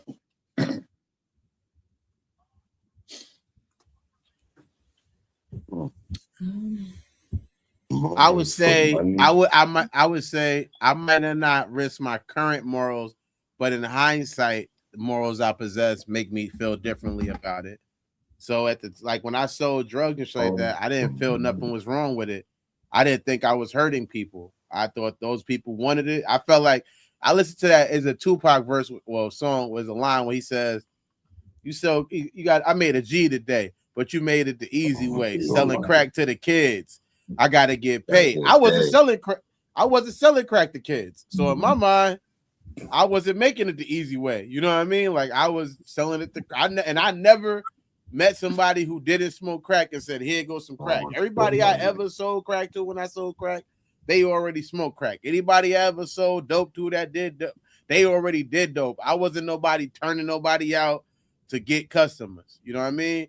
So for me, I thought in my mind, I was a good drug dealer. You couldn't tell me I was selling drugs is bad, and I was a bad drug dealer. I thought I was like whatever that means to be I would think I was on the right side of that. I wouldn't be on the wrong side. I'd be, good. Morals for money. Morals for money. I wanted that money because it's a status. Like I don't know if I'm saying this right, but Could you not hear me? Respectfully, I did. He ain't land his plane yet. He was still talking. I apologize. I thought this nigga couldn't even hear me. You good, cuz I thought I said this nigga can't No, even I hear me. apologize, bro. I apologize, No, bro. you good. No, you good. But like basically I was saying that, yeah, my morals, I don't really know exactly morals I went against when I in my current situation. But in hindsight, I could look at it and go, damn, you know what? Like if I was using selling drugs as an example, I'm perpetuating somebody's addiction. I'm helping them stay away from their kids. I'm taking them away from their family, things like that. I'm not helping my society in the way I'm hurting it. And you know what I mean? But that came with time. So I can't think of anything I've done against my own morals, that current morals, but I would say in hindsight or later on, my morals have maybe shifted to something where I could say, yeah, that wasn't not something I would do now because it would be against my morals. But at the time, no, it was like, nigga, I felt like I was the moral. I was living the moral life. So yeah. And I'll land with that.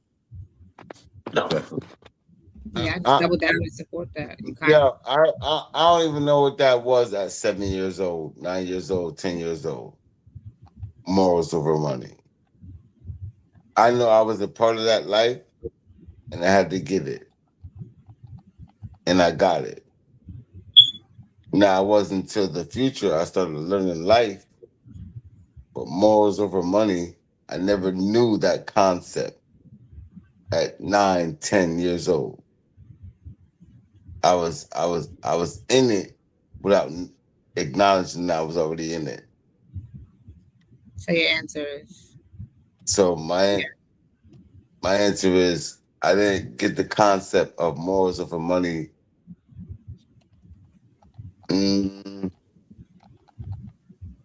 17, 16. Respectfully, I land my plane. Respectfully. So I will say, you learn it growing up in the 90s. That was the era where money over loyalty basically was the loudest.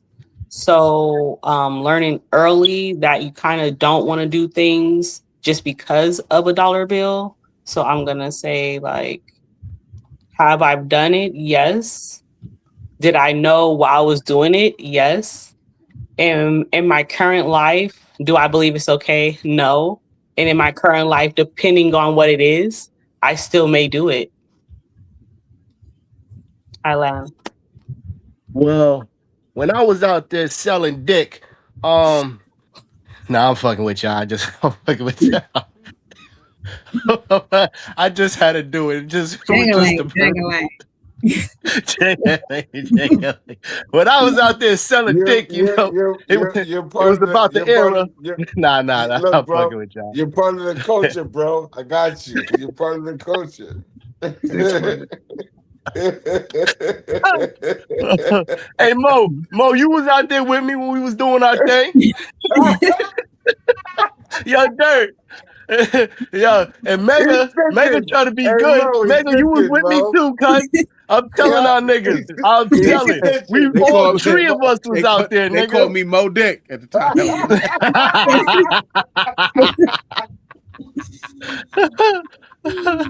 Watch the pearls. Hey Mo, didn't you give your answer first, and then the it came in, and you was with me, cuz?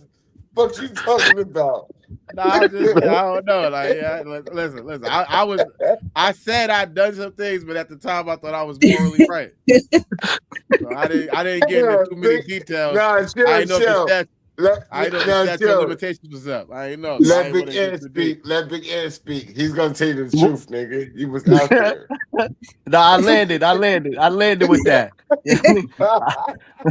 My shit landed. Well, I guess y'all know y'all can't bring that nigga to court. That nigga's telling. Ain't I innocent? Of what? Nigga said, I landed. I landed. Come out, nigga. Don't hide, I'm nigga. She caught gone, her. cuz. She caught us all, nigga. Come out. Damn. I push. Damn, son. But yeah, I double down. Oh I shit. definitely support. I support dirty as well. Yo, Big You know Ed what I is mean? Like some crazy. things He that you said, do Mo, before you you was with me, understand Mo. You understand know what it is, your moral nigga. compass. You think that you're in the right. And then as you age, you understand when you get a chance to look back and reflect, especially if you have kids or have nieces and nephews. You kind of see how things, your perspective kind of changes on a bunch of stuff. I know me, for example, outside of using the example with selling drugs, I could definitely contest to that.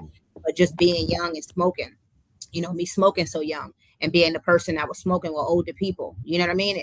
I mean, I thought I was cool. Like, oh yeah, nah, we smoking. I'm like 10, you know what I'm saying? They passing me the blunt because I got shit, I'm selling them the weed, to be honest with you. You know what I'm saying? So it's like they looking at me like, damn, little nigga, like, it's crazy. I'm even buying weed from you, but you got the best weed and it's a good price. And I'm like, look, you buy it or you don't buy it. I'm smoking either way. So to be able to have those exchanges with older people, when I became older, I'm looking at it like, damn, I wish a nigga would pass a blunt.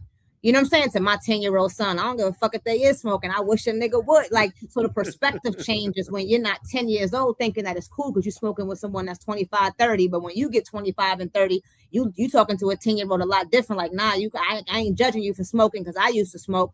You know what I'm saying? But in the same time, like, pay attention to the niggas who is smoking weed. How productive are they? So my conversations became different, but not trying to tell you that you shouldn't smoke, but trying to give you the understanding of the consequences of when you smoke. And I can have a blunt in my mouth while I'm telling you this shit. Yeah. You understand what I'm saying? It's not for me to sit here. I'm not trying to change you or tell you that, judge you. Like, nigga, I understand why you smoking. I was smoking at 10 too. But in reality, think about that shit. It's a gateway drug. It opens to this, it opens to that. Now you look at niggas who 25 and 30 and you see their productivity. How productive are they being right now when they smoking their weed? Or are they still chilling doing the same thing you doing right now at 10 and 11? So you choose wisely what that marijuana gonna do to you or what you gonna do to that marijuana. Like, so, perspective changes. So I doubled that. I support everything that you said, Dirty, 100%. And, perspective, like I said, it changes as you age. So morally, you do things and then it'll change 5 or 6 years later down the line when you realize that your moral compass wasn't really pointing in the north direction.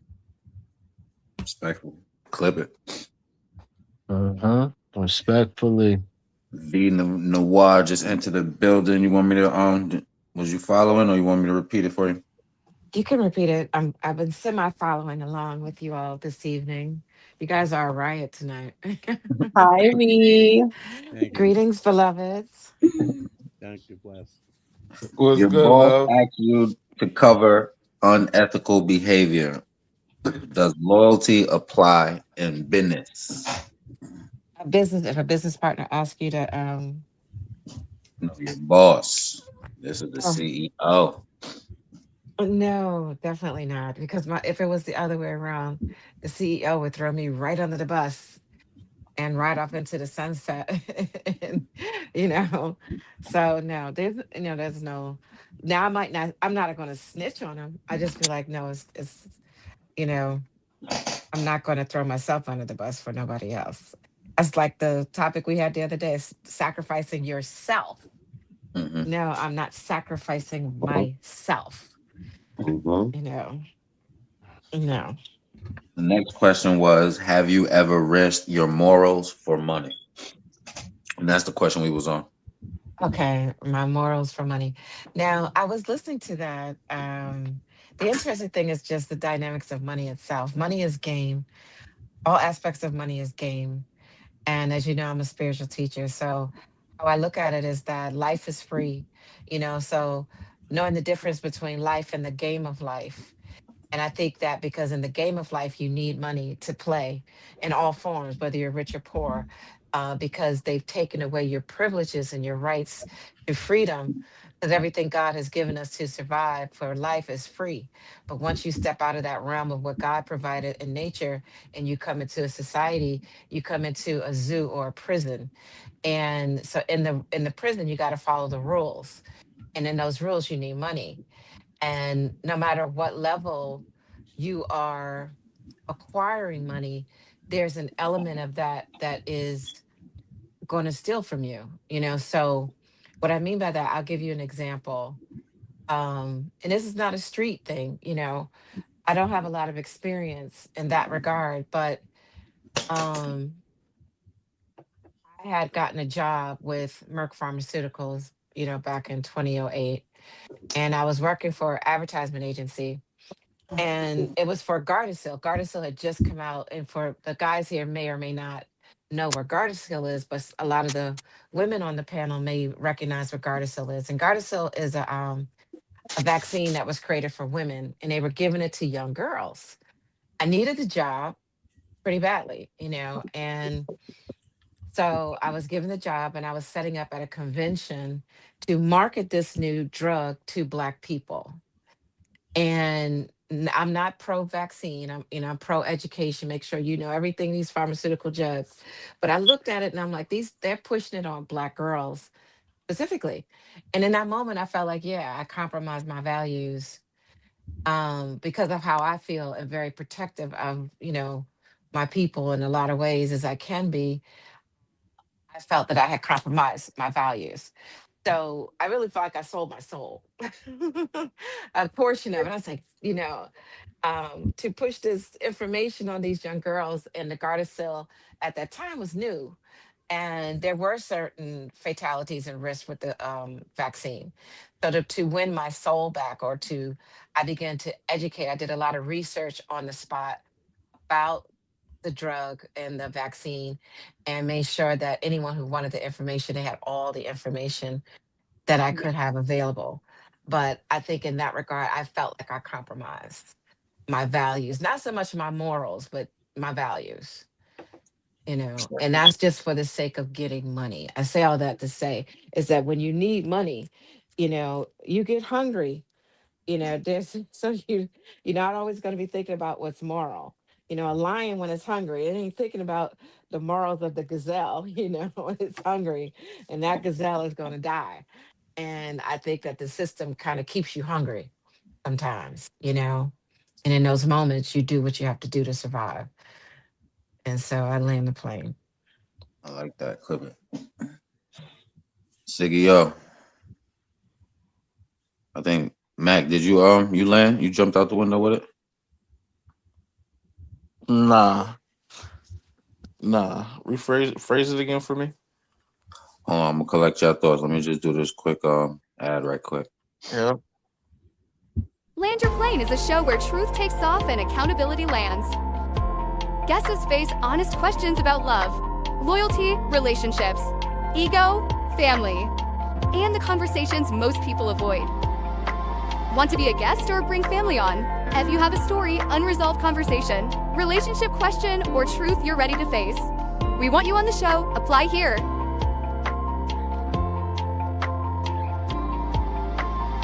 And somebody will get back to you or comment. Ready to land. Clear the runway. Your seat is waiting. Your boss asks you to cover unethical behavior. Does loyal? Oh no, yeah. Yeah. Your boss asks you to cover unethical behavior. Have you ever risked your morals for money? No. No. Never. Sigio, you said no too, right?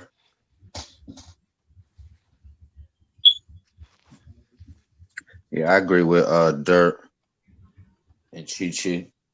There's things in my life that I've done that today I right my wrongs by, just being extra generous, extra helpful, and just attentive, aware, conscientious, and better, you know, move making, stuff like that. My fault. My phone is on the charger while I cook. Right. Um. You said ethically or morally? Unethical behavior, but have you risked your morals for money?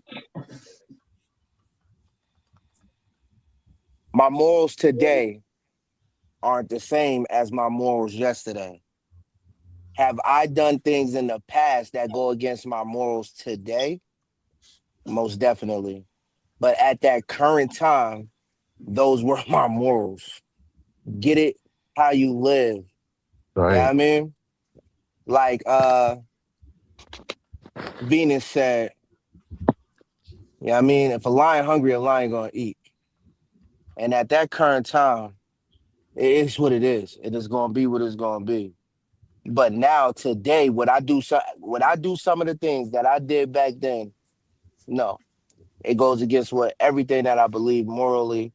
And again, I was put in a situation where it was eat or end or starve. You feel me?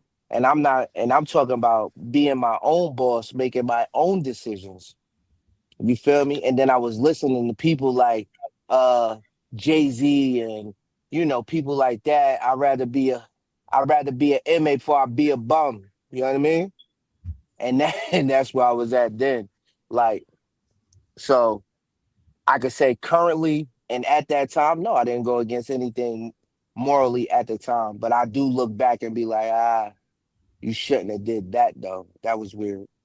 And I do feel like I'm overcompensating now at my big age of a lot of stuff that I did. And I try to instill different things within my child. That is me trying to make up for that. But nah, negative Ghost Rider. Respectful. I think everybody landed on that. Next one is family member steals, but says family handles it internally. Is loyalty above the law?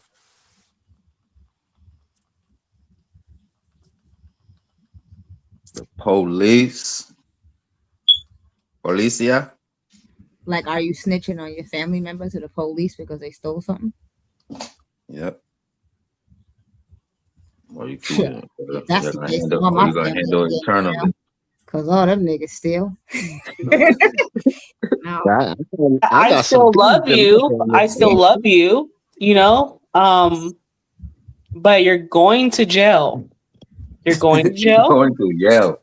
You're going to jail. I love you. You gotta learn to listen. You're going I to will jail. testify. And I will be at the court dates to repeat what I said to the police the first time. Yes, I will. Going to I mean, yell. I come from a. Does I it mean, I depend on? support. I Does it support. depend on the type of crime? What type of I crime mean, it It is? does. I it's mean, it just does. It does. I mean, you're gonna go eat all my, eat my sandwich in the refrigerator, and I'm telling your, the family like, yo, your family just ate my sandwich. No, I'm not gonna call the police. But if you're allowing your friends to take all our TVs when we're in the front kicking ball, and in the back bringing out all the TVs, that's a problem for me, and you're going to jail. To yell. I'm like, I'm still in a phase in my life where I'm growing, and I can acknowledge that because every day I try to be a better human being.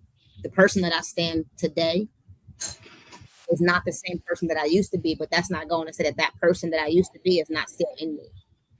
So I have to make a moral and a conscious decision. I use that word over moral, a conscious decision every day in the choices of who I choose or what characteristics I choose to show themselves. So growing up, I've been in scenarios where my own family has taken from family, and I've watched my family handle it internally as family. Not saying that that's the right or wrong thing. I'm saying that was my primary example for how to handle things. So I pray to God that I'm not in a situation in my days now where I stand to where I'm challenged for that, because I'm afraid that the older version of who I don't like of myself will come out and I will be the police.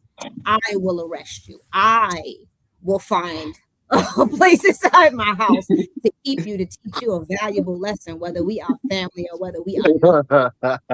So I pray to God I'm not in that I am the police. I G. will arrest I you. can't Crazy. say my first instinct will be to pick up the phone and call the police. My first instinct will probably be what I was shown, what is my innate instinct, which is to become, like I said, the long arm of the law.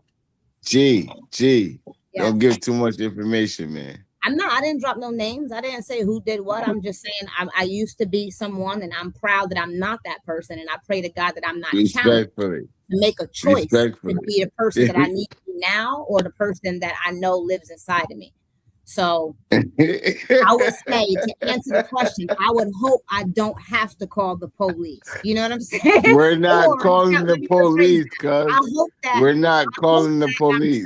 To call the police. Let me rephrase that. I hope that you would want me to call the police, but I'm not. Hope that would be my first instinct. I hope. That's what I would say. Nah, I'm not. We're not calling police, cuz. I mean, I hope I do. I'm being honest with you, because I really hope that I never in my life have to be that person. I hope that I don't. Like I've done too much growth in my life to even allow someone to put me in that situation to where I have to choose that person over the person that I'm choosing now. So like I said, I hope my instinct would be at this age. If I'm challenged, I don't know. I can't say I would do something without actually being tested. You know what I'm saying? I can only go off of my last test and what I did previously. So I would hope that my first decision would be like, I mean, you got that. It's just a 70-inch TV. I'm going to call the cops and I'm going to go buy another one. Like, I would hope that would be my approach to the situation. Respectfully. Anybody else? Is loyalty above the law? I'm fucking something up, cuz.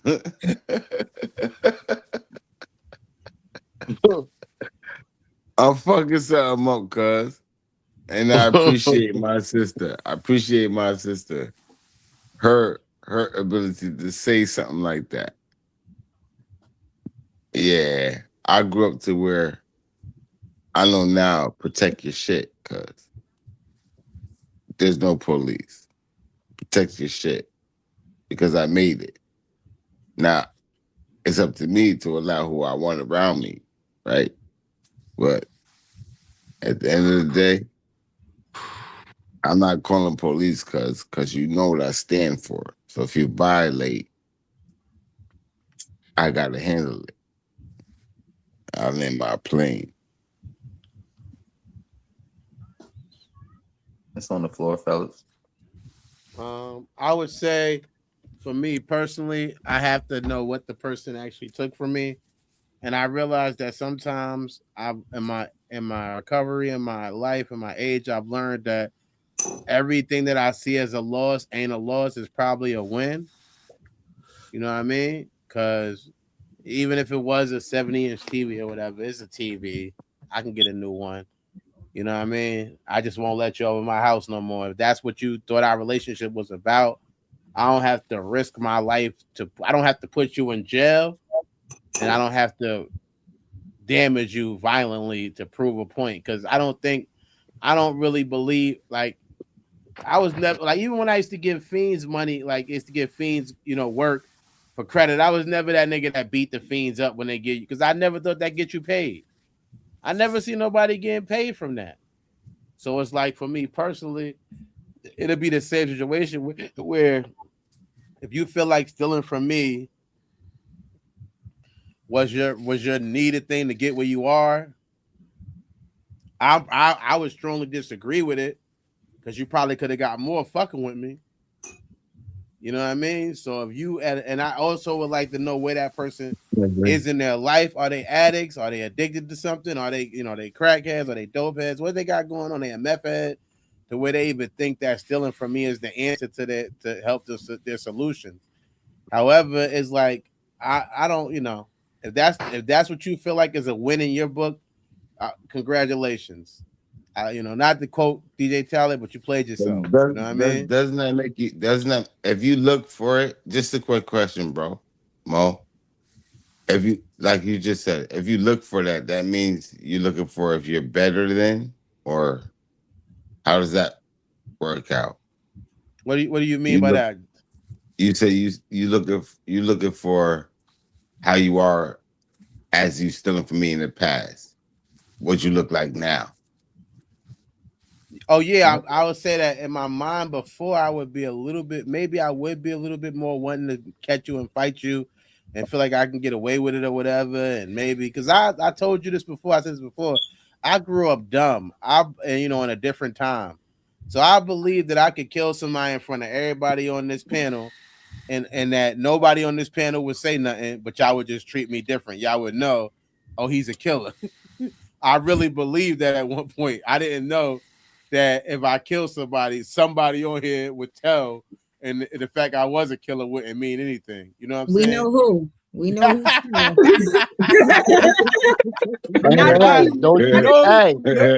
don't you listen, hold up.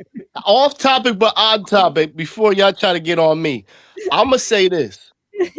If you allow a motherfucker to walk out your door with a 70-inch TV and you didn't see him, you know what? They deserve to have the TV. You don't deserve to have this shit at this point. You know what I mean? You don't even need it because you ain't even aware of what the fuck's going on. What the fuck are you doing that this nigga done walked out with two people? Two people carrying your shit out the door and you in the back playing kickball. Look, Big Ed, you must like don't you live niggas here. is gonna win a championship or some shit. She said she was in the front, to be fair. She was in the front playing kickball. You know what Oh, they was in the front? Oh, and then they walked out the Like back. you could be. It has happened where your TVs are all the way gone. All 3, 5, 6 of them are gone, and you're in the front just having a family outing in the front of your yard. Everybody should be in the same area. That means you're a part of it. If you don't know nothing, that means you're a part of it. Listen, if you know like I know, yeah, hold up. If you know like I know, everybody in one area, so I can keep an eye on everybody. I don't want no surprises. You might have felt trust. You might have felt like, you know what I'm saying? Nah, it was no trust. It was never. When my cousin went out of town. Nah, you're the lookout. Let me say this you're to you the right lookout. now. Listen, no, wait, if pause. you know, let me say one thing, not to cut you off. Let me just say one thing real quick. When my cousin went out of town, he had just moved in his house when he went on vacation. When I went over there, I had noticed his wife's purse collection. She hadn't put it all away yet. She put it away now, but at that point, she hadn't put it away. I could have, if that wasn't my cousin I loving over that, and I'm not, and I was in a different place in my mind, I could have finagled some shit. You're already eyeing it. You're already eyeing it. You already see that. I didn't eye it for that. I was just I'm walking in the house and it was out. It was right there. You're gonna see what you see. So I follow you. You're gonna see what you see, regardless of intent or not. You seeing an opportunity. I follow you. And who you are in your life. If you're a thief, you're looking at the out. That's false. That's false. And I'm gonna say this, especially when it comes to family, because I'm a thief and I'm a robber. And if y'all didn't hear my introduction, I keep it on me. All day. Respectfully.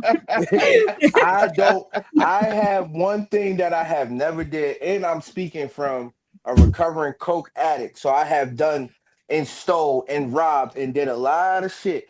I will never and have never stolen from my family. And I done been around thousands of dollars. I done been around every fucking size inch TV you could think of. That's why when I was in the streets and I was messed up, I could go to anybody's house. So I'm not gonna say if What you're a if thief, you're a thief. I'm not gonna say that. look,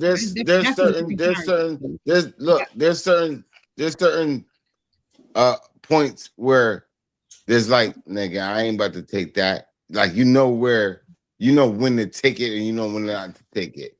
That's a thief. I don't listen. I'm gonna say this right, yo. Like Dirt said, he's talking about me when I left him at my crib. Yeah, I mean, it could have been his moral compass or whatever the case may be, but he also knows my slogan, which is I keep it on me. So if he would have played, then that's what would have fucking happened that day as soon as I returned. But I said that to say, this. I want to make 2 points right now. First, I want to answer the question, which is if one of my family members steal from me, am I going to the police? Hell no. I'm gonna turn that nigga into a black sheep.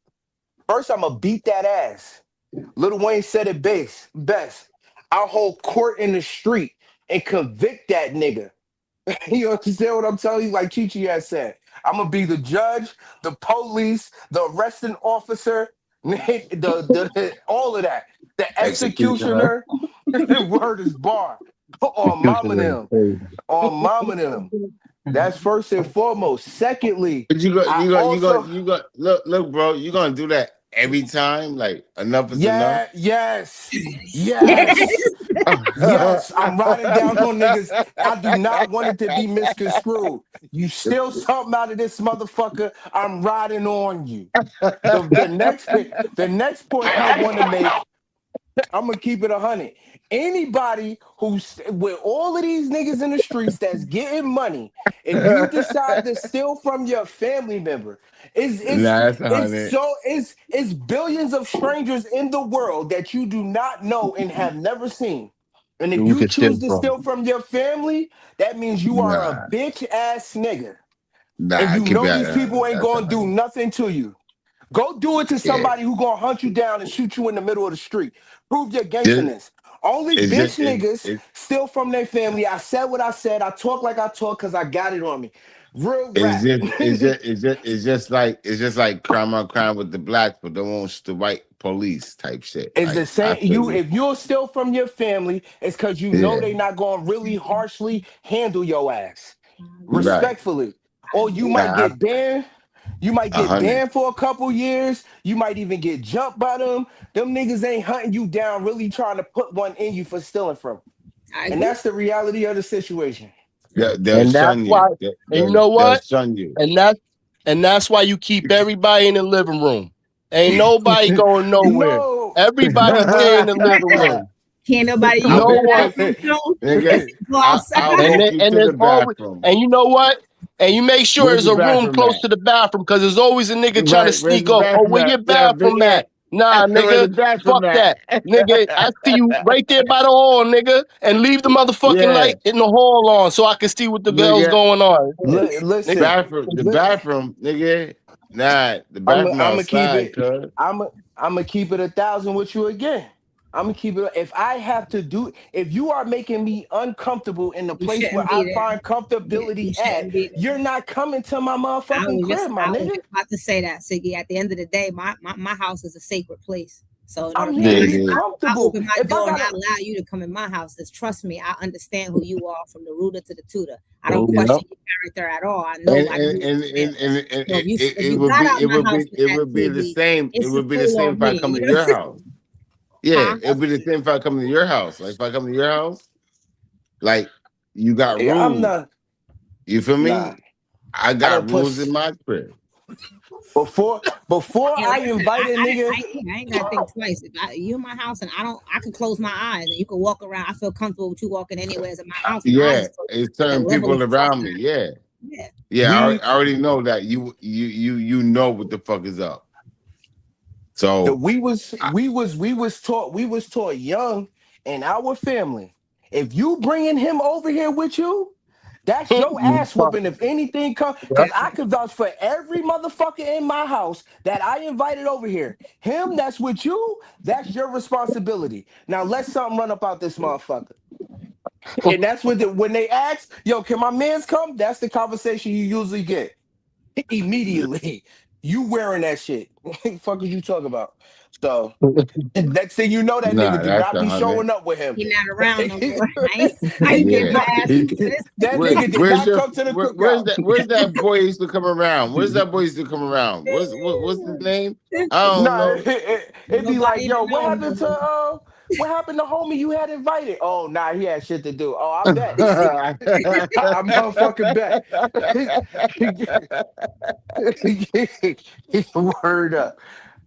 I landed, son. I'm done. Yeah, I land, cuz I land. Mac V. Is loyalty above law? Oh yeah. It would all depends on the situation. Um, it all depends, you know. So I know, like today, I was looking at this historical thing with Billie Holiday and just how the law just killed her, you know. And the law has never always been on our side as people. And so I've never been one to trust the law completely, but yeah, I know it's needed. But when it comes to myself or a family member, I may not. I think it was Dirty who said, "You just not coming in my house anymore. I may not trust you anymore. I may not want you around, but I'm not going to just turn you over to the law either." You know, that's how I feel. The law is not always our friend at all times, as we know here. Everybody here knows that. And we've been dealing with the police for hundreds of years. Matter of fact, the police force was created to keep Black people in line and in their place, so to speak. So when it comes to family members, if a family member stole from me, I just wouldn't let them in my house anymore, and I wouldn't deal with them. Or a friend, if they were a friend of mine or a friend of the family, I just wouldn't deal with them. But it depends on the level of the offense. If it was something that they did to hurt somebody, okay, yeah, then I might have to call a cop. But if you just stole I had a family member that stole my mother's liquor, you know, Which and one? What liquor? What liquor was it? What liquor was it? it was Hennessy, it was like a gal, like a big, Oh big You liquor. don't yeah, play with nobody's yeah, Hennessy. yeah. On play. Yeah. Which one was it? The Hennessy. Yeah, it's going down. It's going down. Good job. It's you going know, down. so I would just either not, I wouldn't mess with him anymore, you know. I just like, okay, don't let him in the house anymore. Off of Hennessy. That's crazy. Because it's going to be Yeah, so. you You got to start with watch something. him.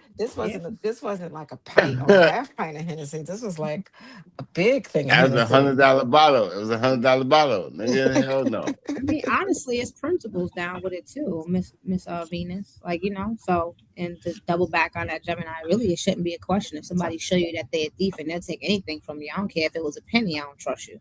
You know what I'm saying? Like Yeah, I it don't just fuck is with what that it is. shit. I'm not giving you another opportunity to take advantage of me because the next time you could be plotting on something 10 times bigger. So if you show me your character and I take you for exactly who you showed me that you are, and I handle you accordingly. So to me, And you could and you could put friends in. Like their friends be like, yo nigga, like I got a person. And now you're really fucked. yeah, I mean, like I said, people show you who they are. We just as people be having a hard time believing them. So I watch you and how you treat other people, not just how you deal with me in our friendship, our relationship. I study you from all aspects of you, and eventually, who people try to pretend that they are eventually comes to light. Part that part. I like the part that you named Billie Holiday. So I was gonna name Muhammad Ali. That's a person Oh, that at a sidebar. time. Sidebar. Eddie, you got Right. these dogs in the cage? Yeah, they going crazy out there. All right, say less. Somebody must be coming down the driveway or something. I'm trying to look, but I don't see nobody. Go ahead, Yeah, 80. Billie Real quick, Holiday. Go go ahead. ahead, Eddie. Go ahead, sir. What I was gonna say is this, right? I'm gonna touch back on like what Chi said. If you steal a penny from me, I can't trust you, right? I've been in business with everybody in my family, right? Like we done got some real serious paper together, right?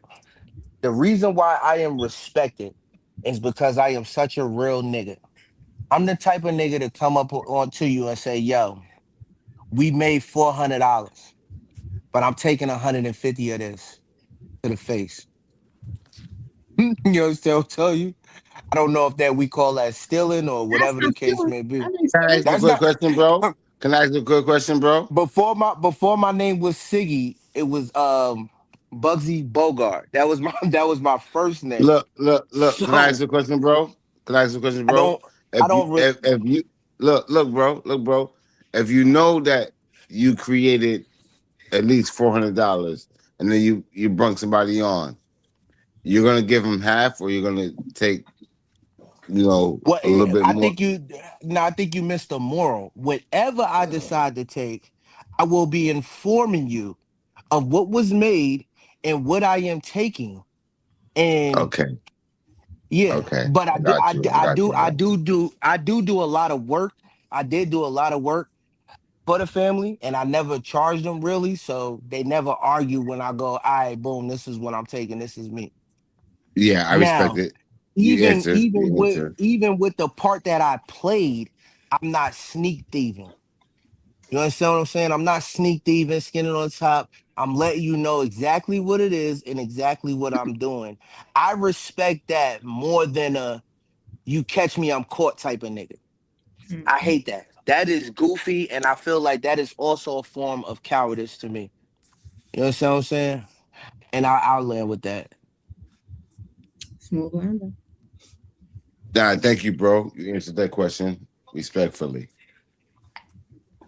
Mac, you want to jump out the window? Like you were saying? No, I'm good. I'm with you. I'm with him on that. I wanted to add Muhammad Ali because she had named Billie Holiday.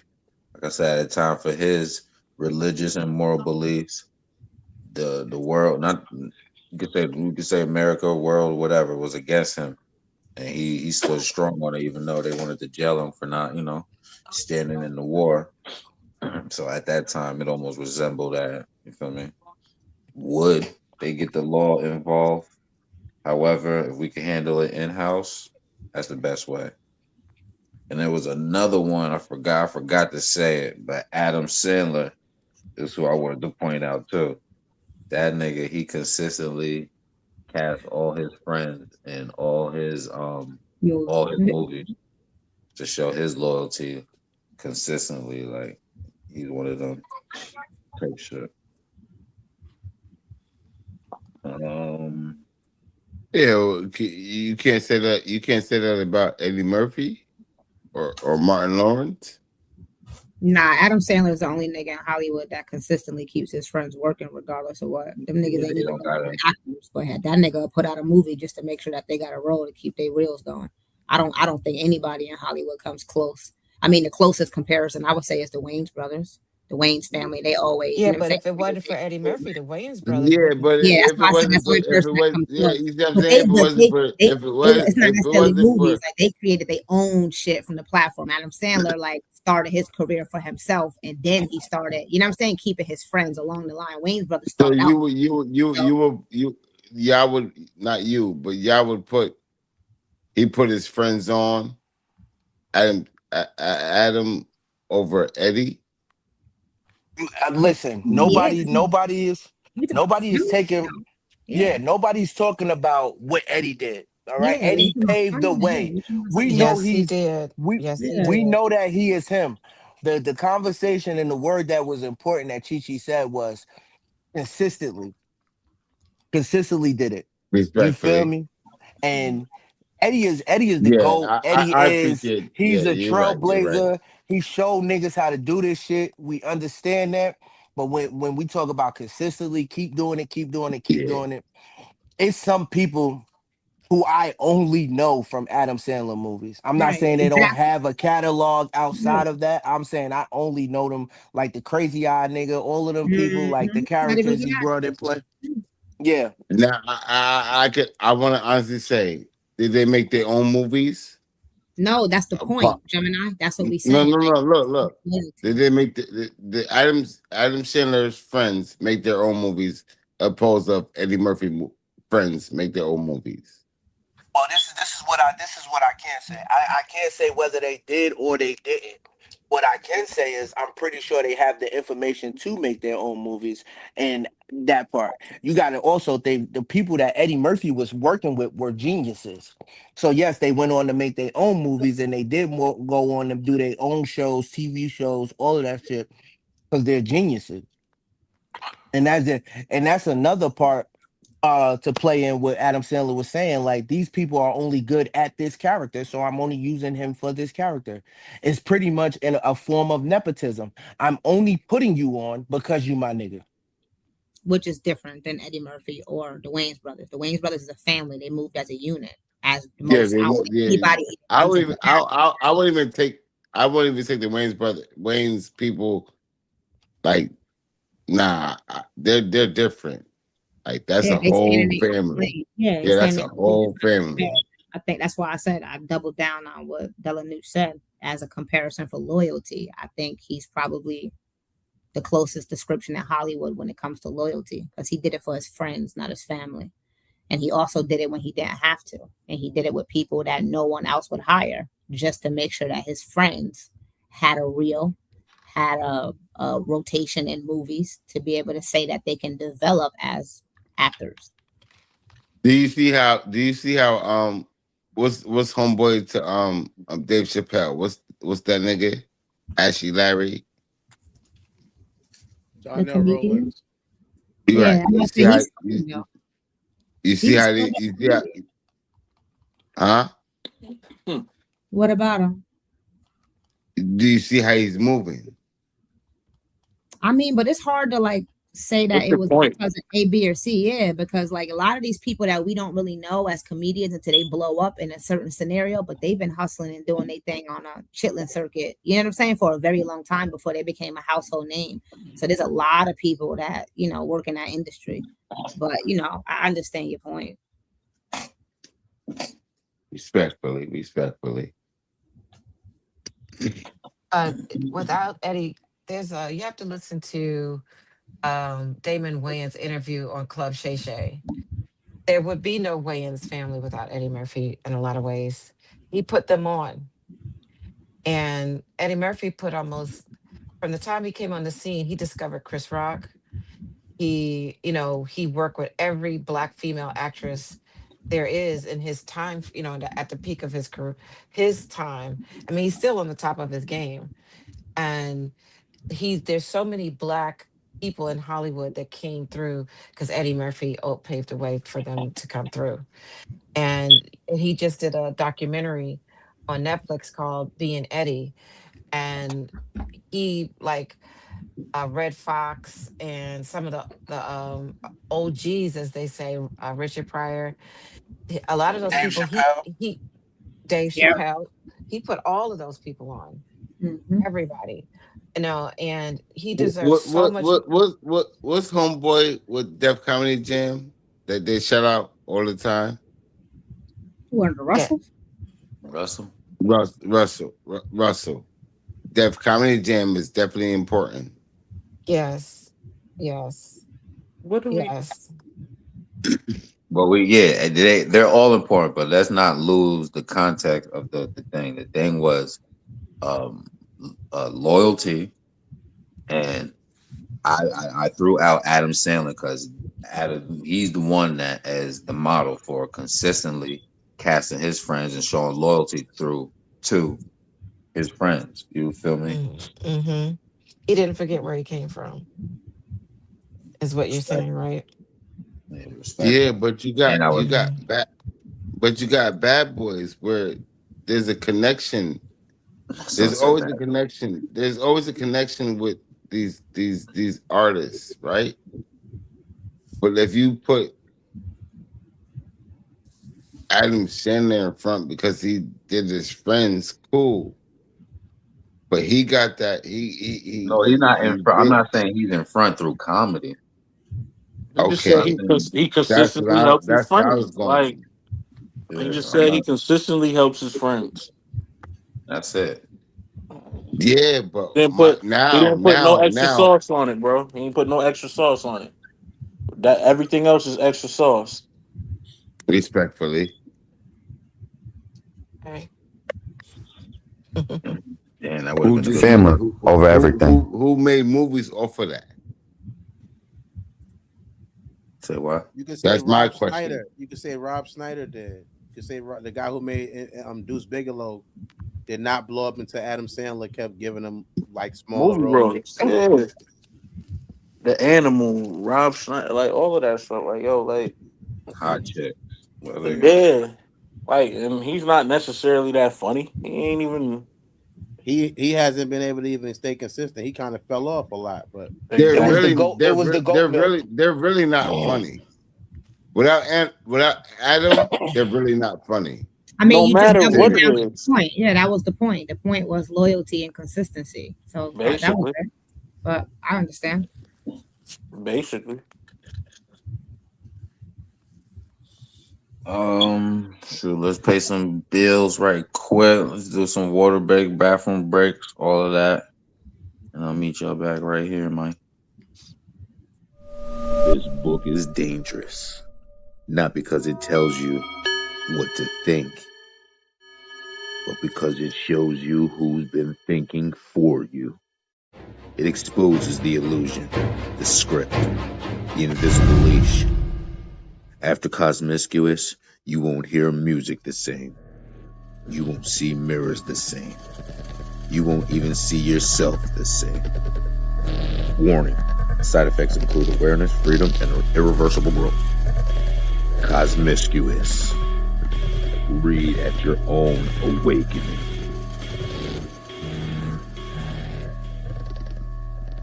Introducing PKNY OG, where street culture meets premium quality. Premium hats, bold hoodies, men, women, and the next generation. Wood strong, worn, proud. Crafted with the Wood strong mindset, rooted, resilient, original. This isn't just fashion, it's identity. PKNY OG, wear the legacy. Tap the link. Join the movement. From the mind of Robert Trouble Johnson, a storyteller from Poughkeepsie, New York, with over 10 novels. But in Poughkeepsie, peace is just a pause before the storm. Raven was an invisible housewife, living a quiet life. Until one night, the truth kicked her door in. Because when survival calls, you don't stay soft, you evolve. The God Lady, where innocent dies and power is born. She was a housewife until the streets gave her a crown.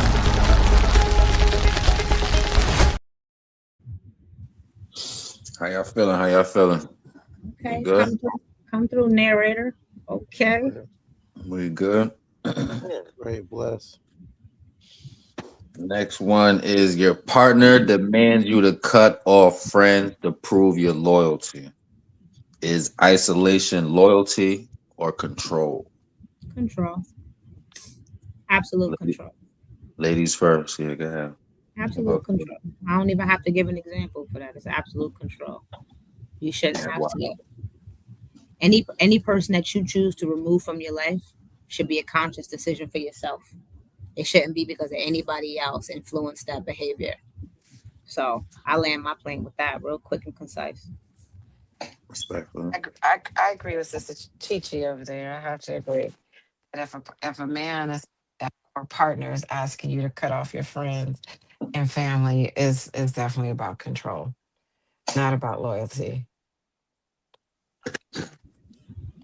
And I land with that. Oh, Sonny, I'm sorry, Venus. I ain't mean no harm. No, my bad. I'm done. I land my plane. Sonny, is isolation loyalty or control? It could be a bit of both. And again, I'm just gonna say that because of whatever situation that you're being placed in. I think it could be both. You Mm, know, you could be manipulation, could be isolation, or it can also be loyalty of what if the person's bringing to the table, or what are they bringing out of you. Seeing something maybe you don't see. So I think it could be both. It depends on the situation. And I laugh. The situation yeah. is they want you to cut off your friends to prove your loyalty. No, but what I'm saying is that what if your friend is putting you in situations where you probably do need to cut them off, and you're allowing it because that's the type of character you know them as, instead of this person beside you saying, hey, no, I'm looking at you and I'm telling you that as you keep with this company, this is what's going to happen. You probably need to hear that or see that from someone else because you've been allowing this. And when it gets extreme, it's not really extreme. It's just something you thought they would do at the time. You feel what I'm saying? So like Yes. that's why I said it could be both, because it could be the situation. That's what I meant when I said situation. Gotcha. I'm Fellas, a I'm a I'm a I'm a I'm a roll right behind what Sonny said. You feel me? Is variables in there that needs to be placed. If you want me or are asking to cut off all of your friends, anybody who brings you joy, misery, whatever the case may be, it doesn't matter. Just anything outside of me, that is controlling, and that is isolation, and that is a form of abuse, right? But if my significant other comes to me and says, yo, every other week that nigga is going to jail, I think you might need to stop fucking with him before you end up in jail. I don't think that's isolation or control. I think that is a foresight of opinion. You understand what I'm saying? That girl that you hang out with is a whore. If you keep hanging out with her, you're going to also be labeled as a whore. For the better of our relationship, I think you should stop hanging out with her because I am going to automatically assume that you are a whore. You understand what I'm telling you? These are different things that are going on and need to be expressed. If it's four convicts on the street and you're hanging with them, police might ride by and think that you are a convict. If you are hanging out with four females that are whores, then I am to assume that you are also a whore. Um, but yes, it does. It is a tricky line because people, use that as a control mechanism, and it gets a bad name on it, and it puts a bad taste in anybody's mouth when somebody comes and goes, hey, you need to stop hanging out with these people, especially with the internet and all of these therapists coming around saying that is a form of abuse. But it can also be a form as a safety net as well. Our relationship reputation is on the line by you hanging out with them, whatever the case may be, your reputation, whatever the case may be. And I'll land with that. All right, gotcha. so can I just ask a question before anybody else? I agree with Siggy and Moon. Um, Yeah. to reiterate the question was if your significant other told you, right? Like told you you had to. So that's like not really giving you a choice. That sounds more like an ultimatum. That's why I stood on my response. So it really goes down to the other person should have. So I hear you and I understand what you're saying, and I want to take that advice. Let me be the judge of what I should do. But if you're telling me I have to choose cutting that off or choose you, then that's to me it's still borderline controlling rather than me bringing you to the side. Because even if I do, I've been in situations where I told people that I'm with, and it's like, hey, look, that's not really your friend. I would never force you to make a decision to choose, because ultimately you're going to be mad at me. It's going to come back to backfire me because you made a choice based on my expectations for you. But if I give you free will and I say, hey, not for nothing, you're going to have to learn through your own experiences in life. But I'm telling you that person ain't got your best interest. But I'm not giving you an ultimatum. I'm not saying, yo, you got to choose them over, like, to prove, look, like, I'm gonna double down and stand on what I said. Anybody that enforces you to make a decision that's not your own decision, is not for your best interest, that's a form of controlling. But I do understand and I agree. with both y'all perspectives on the influential aspect of the conversation to let a person have foresight to be able to understand and see something that they may not be able to see. But look, I love y'all, and this is a beautiful conversation, but I gotta go. And invite me anytime to jump in here and let's have these dope ass conversations and start healing nations, and you know what I'm saying? Saying shit that You motherfucker already. got the heart to say. Bless. Y'all have a good one. Respectfully, respectfully. Thanks for coming back. Thank you. Love is love, blessing, success. Heart Thank to you, heart. thank you, Everybody jump out the T. window. Everybody landed. I'm gonna Yes. Thank say you, thank I'm you, gonna agree. T. I'm gonna agree with basically with what was already said as far as I need to know what is my reason for wanting to compare the loyalty between the 2, Hmm. Yeah. or what would be that person's reason. Is isolation, loyalty, or control? What is that? What is the reasoning behind it? I think is very important. Hmm. Also, I feel like example, we talk about that person that stole that TV out my house. Let's say it wasn't my cousin, but my partner's cousin. You know what I'm saying? Who stole the 70-inch TV at my house. And now I'm already saying I'm not going to beat the person up or whatever. I'm just going to take it as a loss. But now you letting this person who stole the TV back over our crib. Yeah, I can see me now wanting to put that in the middle of to say, well, you got to pick one of us. You know what I'm saying? Because you're inviting this thief over my house. I mean, other than that, like, not to go against Sig, but I'm not. But I would say, like, if it's just their behaviors I don't like or something like that, I think that could be a level of control. I guess if it's just the behavior that's not one that's completely just the rock. Like, if you just hanging, if you was hanging out with a whore when I met you, it's kind of weird to now get mad that she's a whore. She didn't just calm down, Chanel.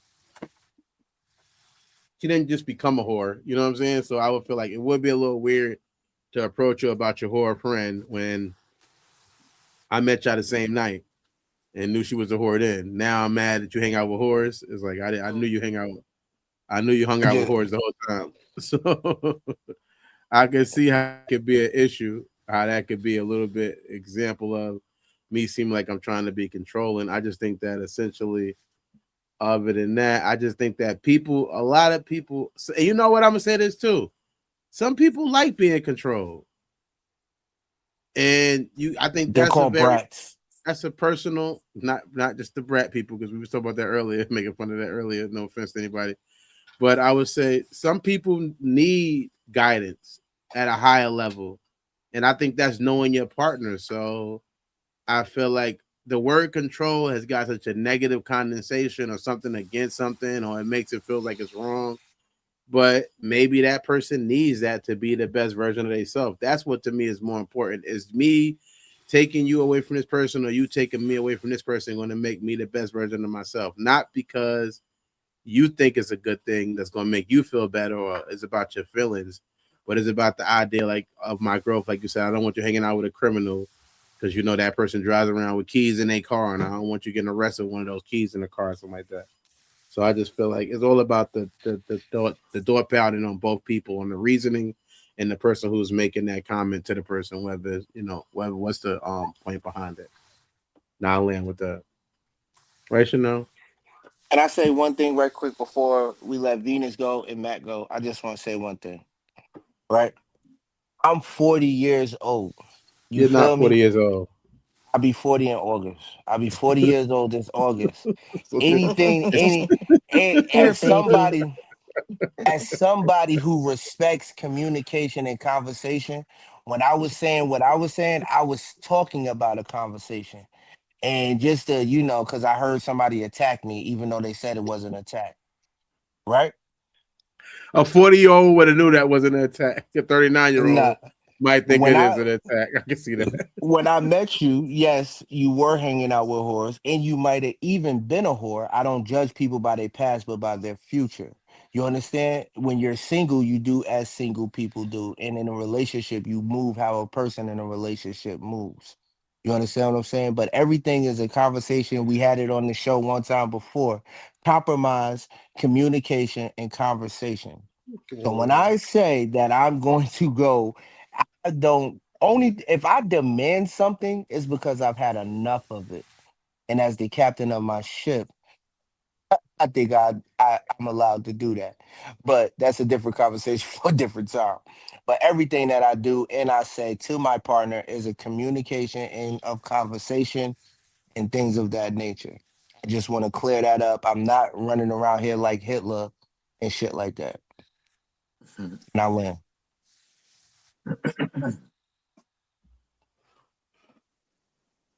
Yo, one I more think, thing too. I forgot. Hold up. One more thing. yeah, Dirt's a bitch. Dirt's a bitch. Mac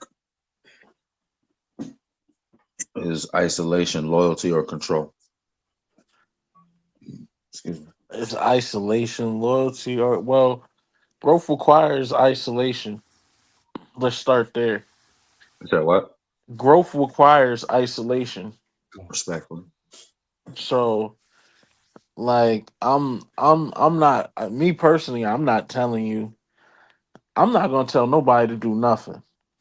You know what I mean? You either gonna like only way I'm gonna tell you to do something, like if I'm telling you not to be around your friend or whatever, is if you came to me and said, yo, listen, I'm gonna tell you about your friend. I'm gonna tell you about your friend first. But if you came to me and said, "Yo, listen, every time I'm around this person, la la la la la, I can't, I just can't get my life in order. Make sure I don't go out with this person for a year or whatever. I'm trying to stay out of that whatever messed up scene that's in there.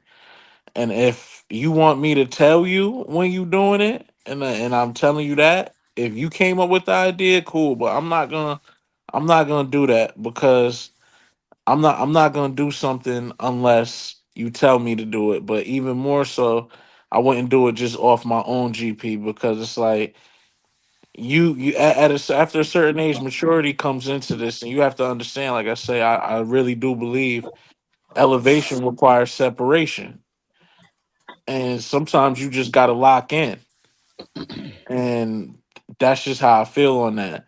Like sometimes isolation isn't bad. Sometimes people's families and friends be very bad influences on them. They're the exact opposite of what you need in life. So I can't say that, but I'm gonna land my plane with that. Respectfully. Um, is isolation, loyalty, or control? Partner demands it. I agree with Dirt and Sig. Where is this demand coming from? What is the behind it? You feel me? Is it just because is it personal or is it in my best interest? You feel me? Because what do you want to be associated with at the end of the day? And how you moving, you feel me? You represent that type shit. And people got their own stereotypes of how they look at stuff. So you want to move as a unit or you want to move as a renegade type shit. Next question is, have you ever shrunk your world for someone?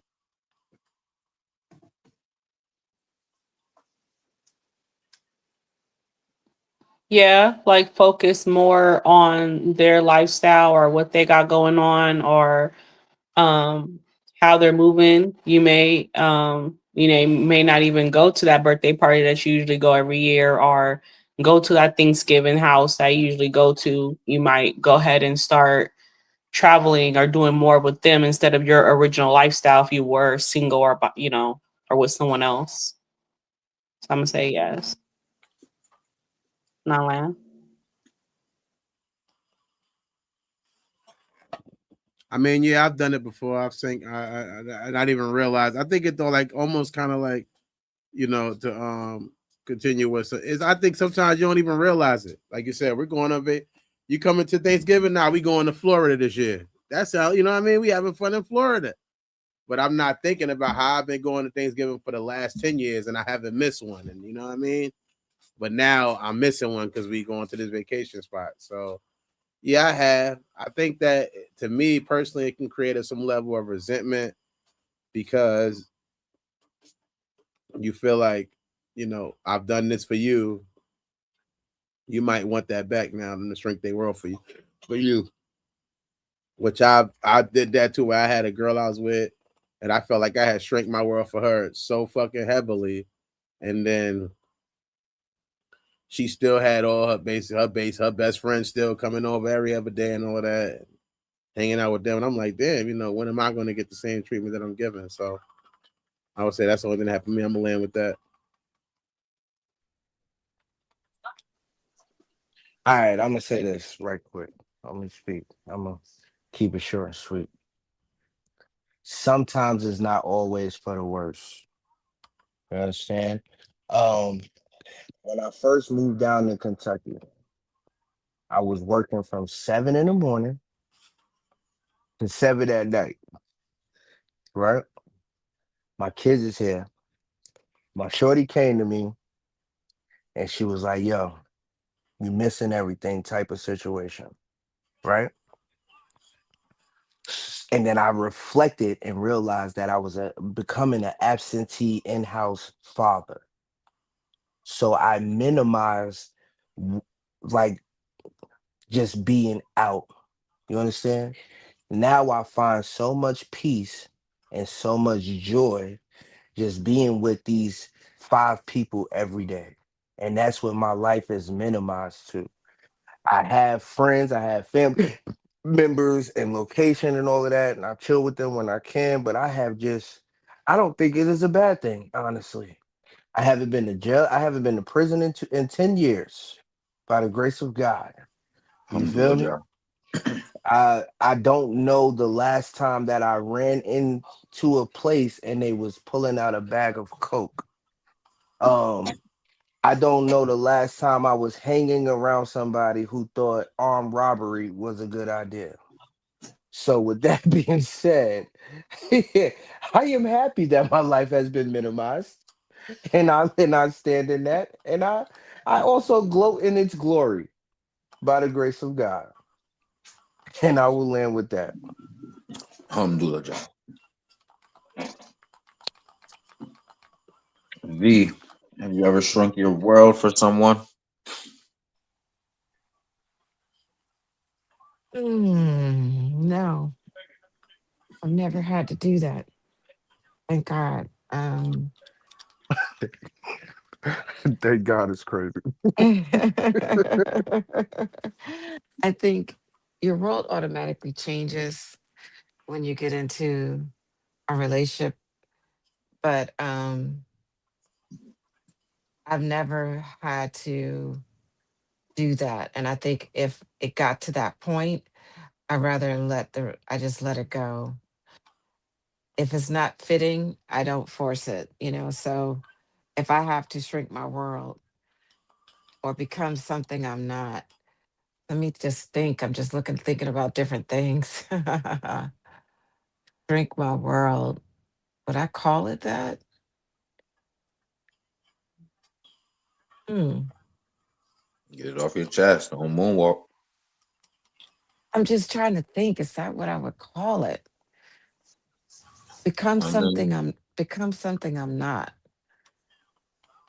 I don't like to do that. And I think sometimes when there's domestic violence involved, you I guess in that sense, you can say your world, you shrink in your world for the sake of keeping peace. So if a woman is in that type of situation, it depends on how volatile it is. You have to be very calculating until you can get yourself out of the situation. And I have been in a relationship where there was domestic violence, and I had to be very calculating until I could get out of it. And so in that regard, I shrank my world temporarily for safety until I could get back in my world. So in that regard, yes. But if I have to, I will not be in a relationship to shrink my world. Outside of those type of relations that I've been in, no, I haven't to shrink my world. And I land my plane with that. Respectfully, I appreciate you sharing that. Put healing to your situation. Um, What are you doing And over there? I'm gonna have to say good night, gentlemen, Good night. and beloved sister Moon over there. Peace and love to y'all. I'm be listen to you guys as I'm doing my beauty treatment. I was gonna say booty treatment, but I meant beauty treatment. I'll be listening to you guys as I'm brushing my teeth and everything. So you all have a good night. Respectfully, man. Best of success. Thank you for flying out with us. Great Love you Thank all. you. night. Thank you. Love you all. Peace and love. Where was I at? Oh, have you ever shrunk your world? Everybody answered. Everybody landed right. Um, y'all want to do two more or one more? How y'all feeling?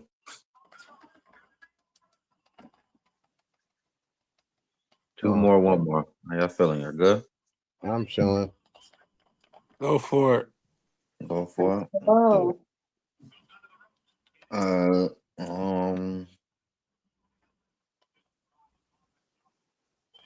Loyalty versus self-respect. Moment in public.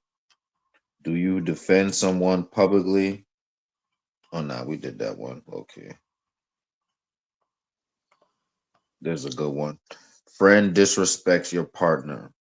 Who gets loyalty first? Friend or partner?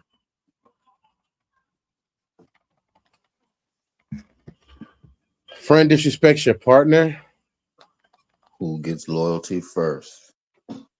Is it disrespect? What is the disrespect? Is it because disrespect is kind of not subjective, but it is at the same time? Is it something I also agree with as disrespect, or is it just my partner who sees it as disrespect? That's interesting, but let's go with something that you view as disrespect. If I feel it's disrespect, then I'm going to be the one that I'm going to address it. I'm going to want to address it because I see it as disrespect. Address your friend, right? Yeah. Yeah, interesting. Yeah, depending, and then if your partner sees it as disrespect, how you see it? Who you addressing?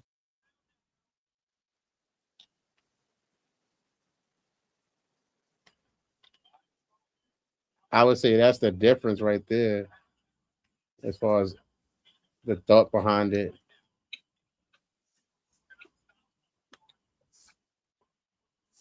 Is he solo, y'all? Who you addressing? More than likely, if it's my more than both of them know me, so both of them know what I'm dealing with as far as disrespect. If I'm even having a person around my significant other, they know me. They know what I and if they are disrespecting my partner, it's because my partner probably disrespected me, and I didn't catch it.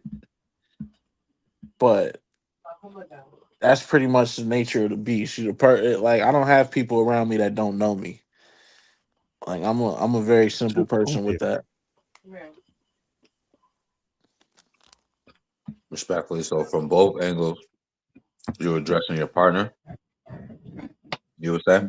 More than likely, yeah, because my friend ain't gonna say nothing that don't deserve. They'll keep it to themselves. Mm-hmm.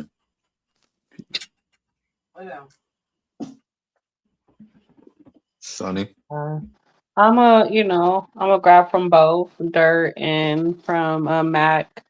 Definitely if I believe it was, you know, not good, then I gotta sort you the way I have to get you to understand that that can't be happening anymore. So the loyalty would go to my friend in that moment.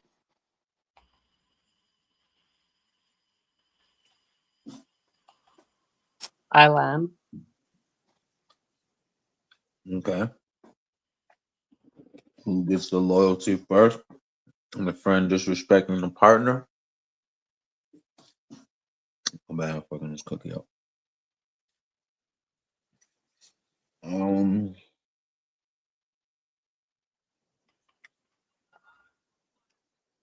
I have to circle back on that one. The next one though is, have you ever had to choose sides?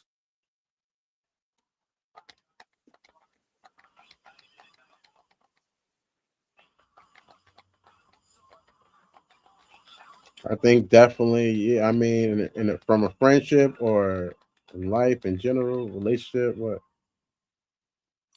Um, we going off of the friend disrespecting your partner. I mean, yes, I have. I did, but that's why I asked: is it something that we both find disrespectful for the person, because that makes the choice of your partner easier. Hmm. If I can agree with what you feel is wrong. Now, if you're the only person who feels it wrong, that'll make it harder on me to make that choice. To the way you probably would want me to.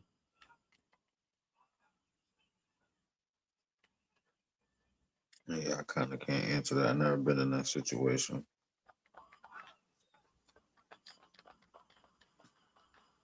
But Yeah, I must Man say I from the front. have. Have you ever had to Definitely choose have. sides? Yeah, I have. I mean, everybody can't be right. That's how I see it in this situation. You gotta pick a side. You gotta do what's gonna keep your sanity in that time straight. And that's most of the time when people do change up is in that time moment. If I release this person, I don't have to worry about that in the future. Hmm. Alan. Last one, man. Loyalty tested when no one is watching. Is loyalty only real in private?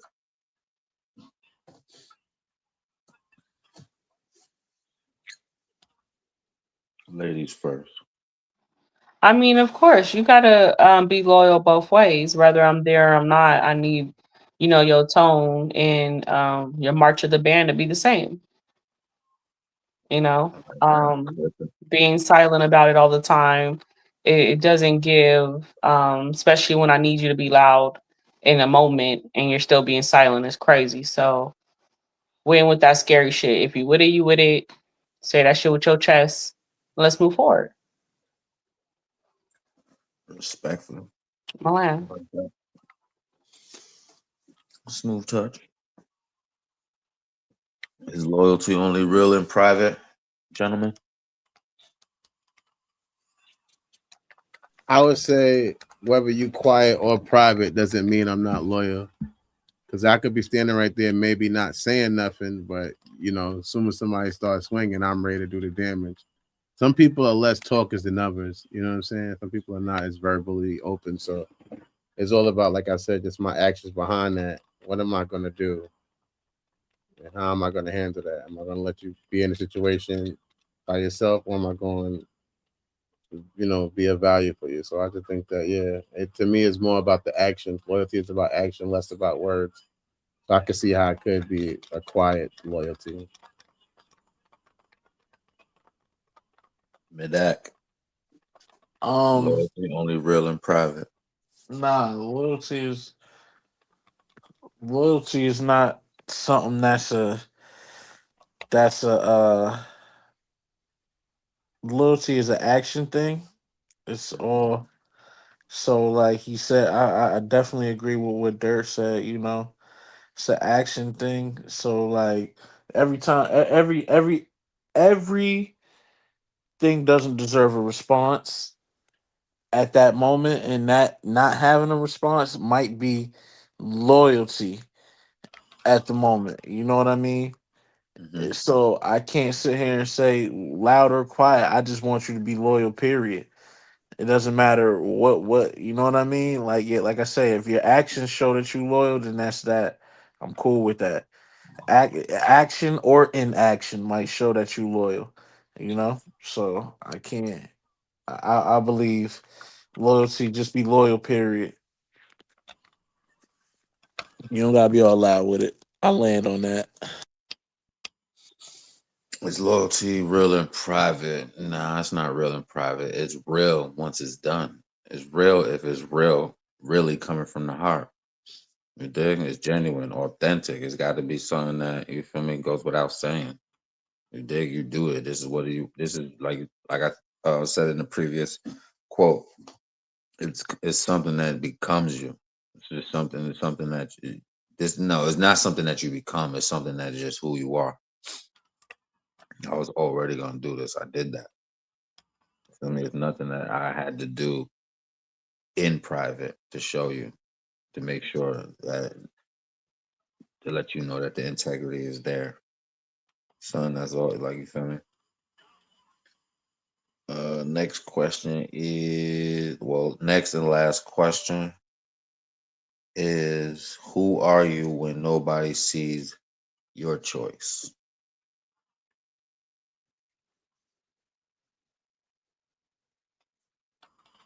I mean, who our true choice would it be? Your choice. It Who are has you? to. I would say it has to be a choice. If there's nobody around to even make a judgment towards you, then that means definitely you're being your most probably authentic self. You know, I'm lazy to a big extent. When nobody's dead, I'm probably my laziest. You know what I'm saying? Okay, that's a good So, one. so I would say, yeah, I think that the person you are when nobody's around and nobody's there to judge you is definitely probably going to be your most authentic self because you don't have to worry about that level of judgment that can create a fear to make you want to do something that you might not. You know, let me get up and walk around because I don't want to seem lazy. You know, I don't want nobody to think I'm lazy. But other than that, I just be laying here the whole time.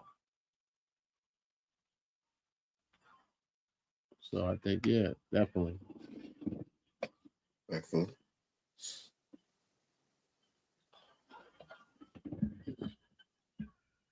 Mac, who are you when nobody sees your choice?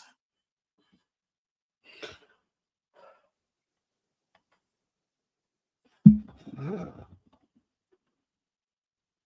Sonny, same. My fault.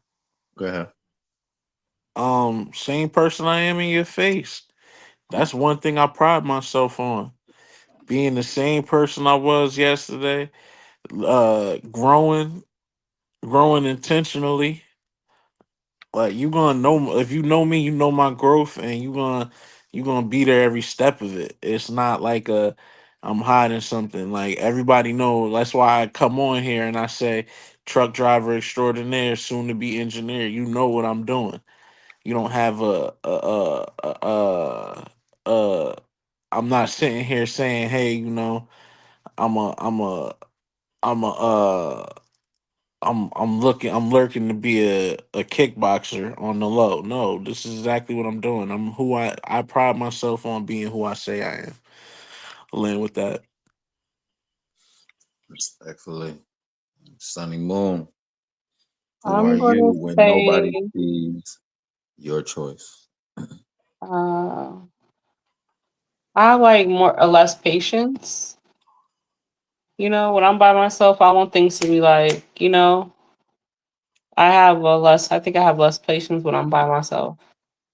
When it's like people around me or someone else there, I take, more of a time or understanding. But if I'm by myself, like I want shit to hurry up, no matter what it is. Talking on, trying to connect to something, whatever. Like I think I have less patience.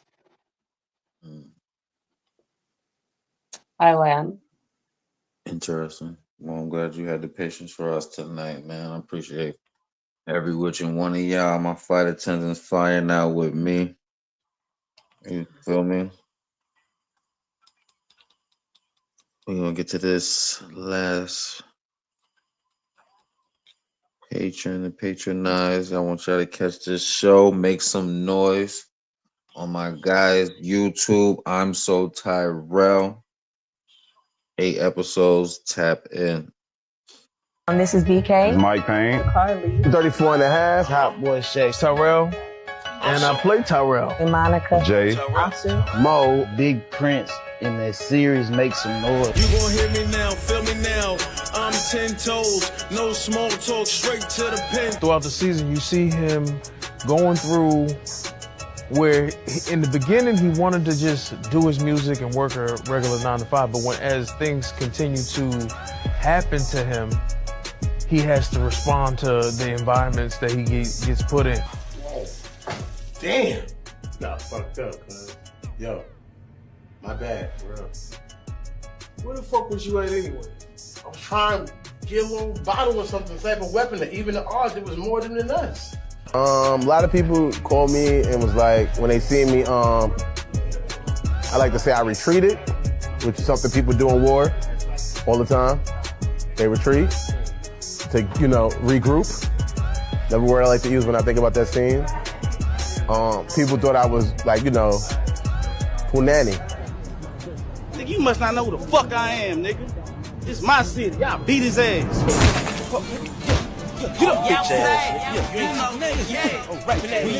I had people say, you just being you. I ain't gonna lie. I ain't no bully though. I ain't no bully, but yeah, don't take me there, bro. But other than that, yeah, just I'm that nigga, and I definitely feel like I'm that nigga. You supposed to feel like that, you feel me? Yeah. Damn, she fine as hell. What the fuck you doing with this bum ass nigga? Might well come to my section. Nigga, I wouldn't give you the time of day if you paid for it. Like she's a good person at heart. I just think she's in the wrong career field. You be surprised what type of men I see on a daily. Oh, what? That make you nervous? You scared? Nah, not even. I think you kind of see her go from a stable person to just kind of really wanting to hold on to a relationship that probably does need to end. Excuse me? It's been a few days with who? Who you been working with? And who are you about to compare me to? I'm just tired. No. Need to get some rest. No, let's talk about it. Who are you about to compare me to? Nobody. That is I'm So Tyrell. Show's called Make Some Noise. Go check him out at I'm So Tyrell. I'm So Tyrell at YouTube. I want to appreciate all my flight attendants flying out with me. You already know, much respect to the next one. Wednesday, we got HSA. Tap in at 8. You know that. Thursday, we back here on Land Your Plane. And then back see you Friday, HSA, man. Definitely tap in. But let's land this thing safely, man. Loyalty sounds powerful until it starts costing you integrity. Because real loyalty isn't blind. Only me. It sees clearly. It still chooses wisely. If you got to shrink your morals, silence your voice, or ignore your truth just to prove you're loyal, then you're not being loyal to them. You're being disloyal to yourself. And that's the part nobody talks about. Loyalty should never feel like losing who you are just to keep someone else comfortable. So as you leave this conversation, ask yourself honestly, who am I being loyal to? And what version of me does it require? And whatever that is, make sure you land your plane. Ladies and gentlemen, welcome to your destination. Please remain seated until you have properly processed. Keep your mind clear until next time.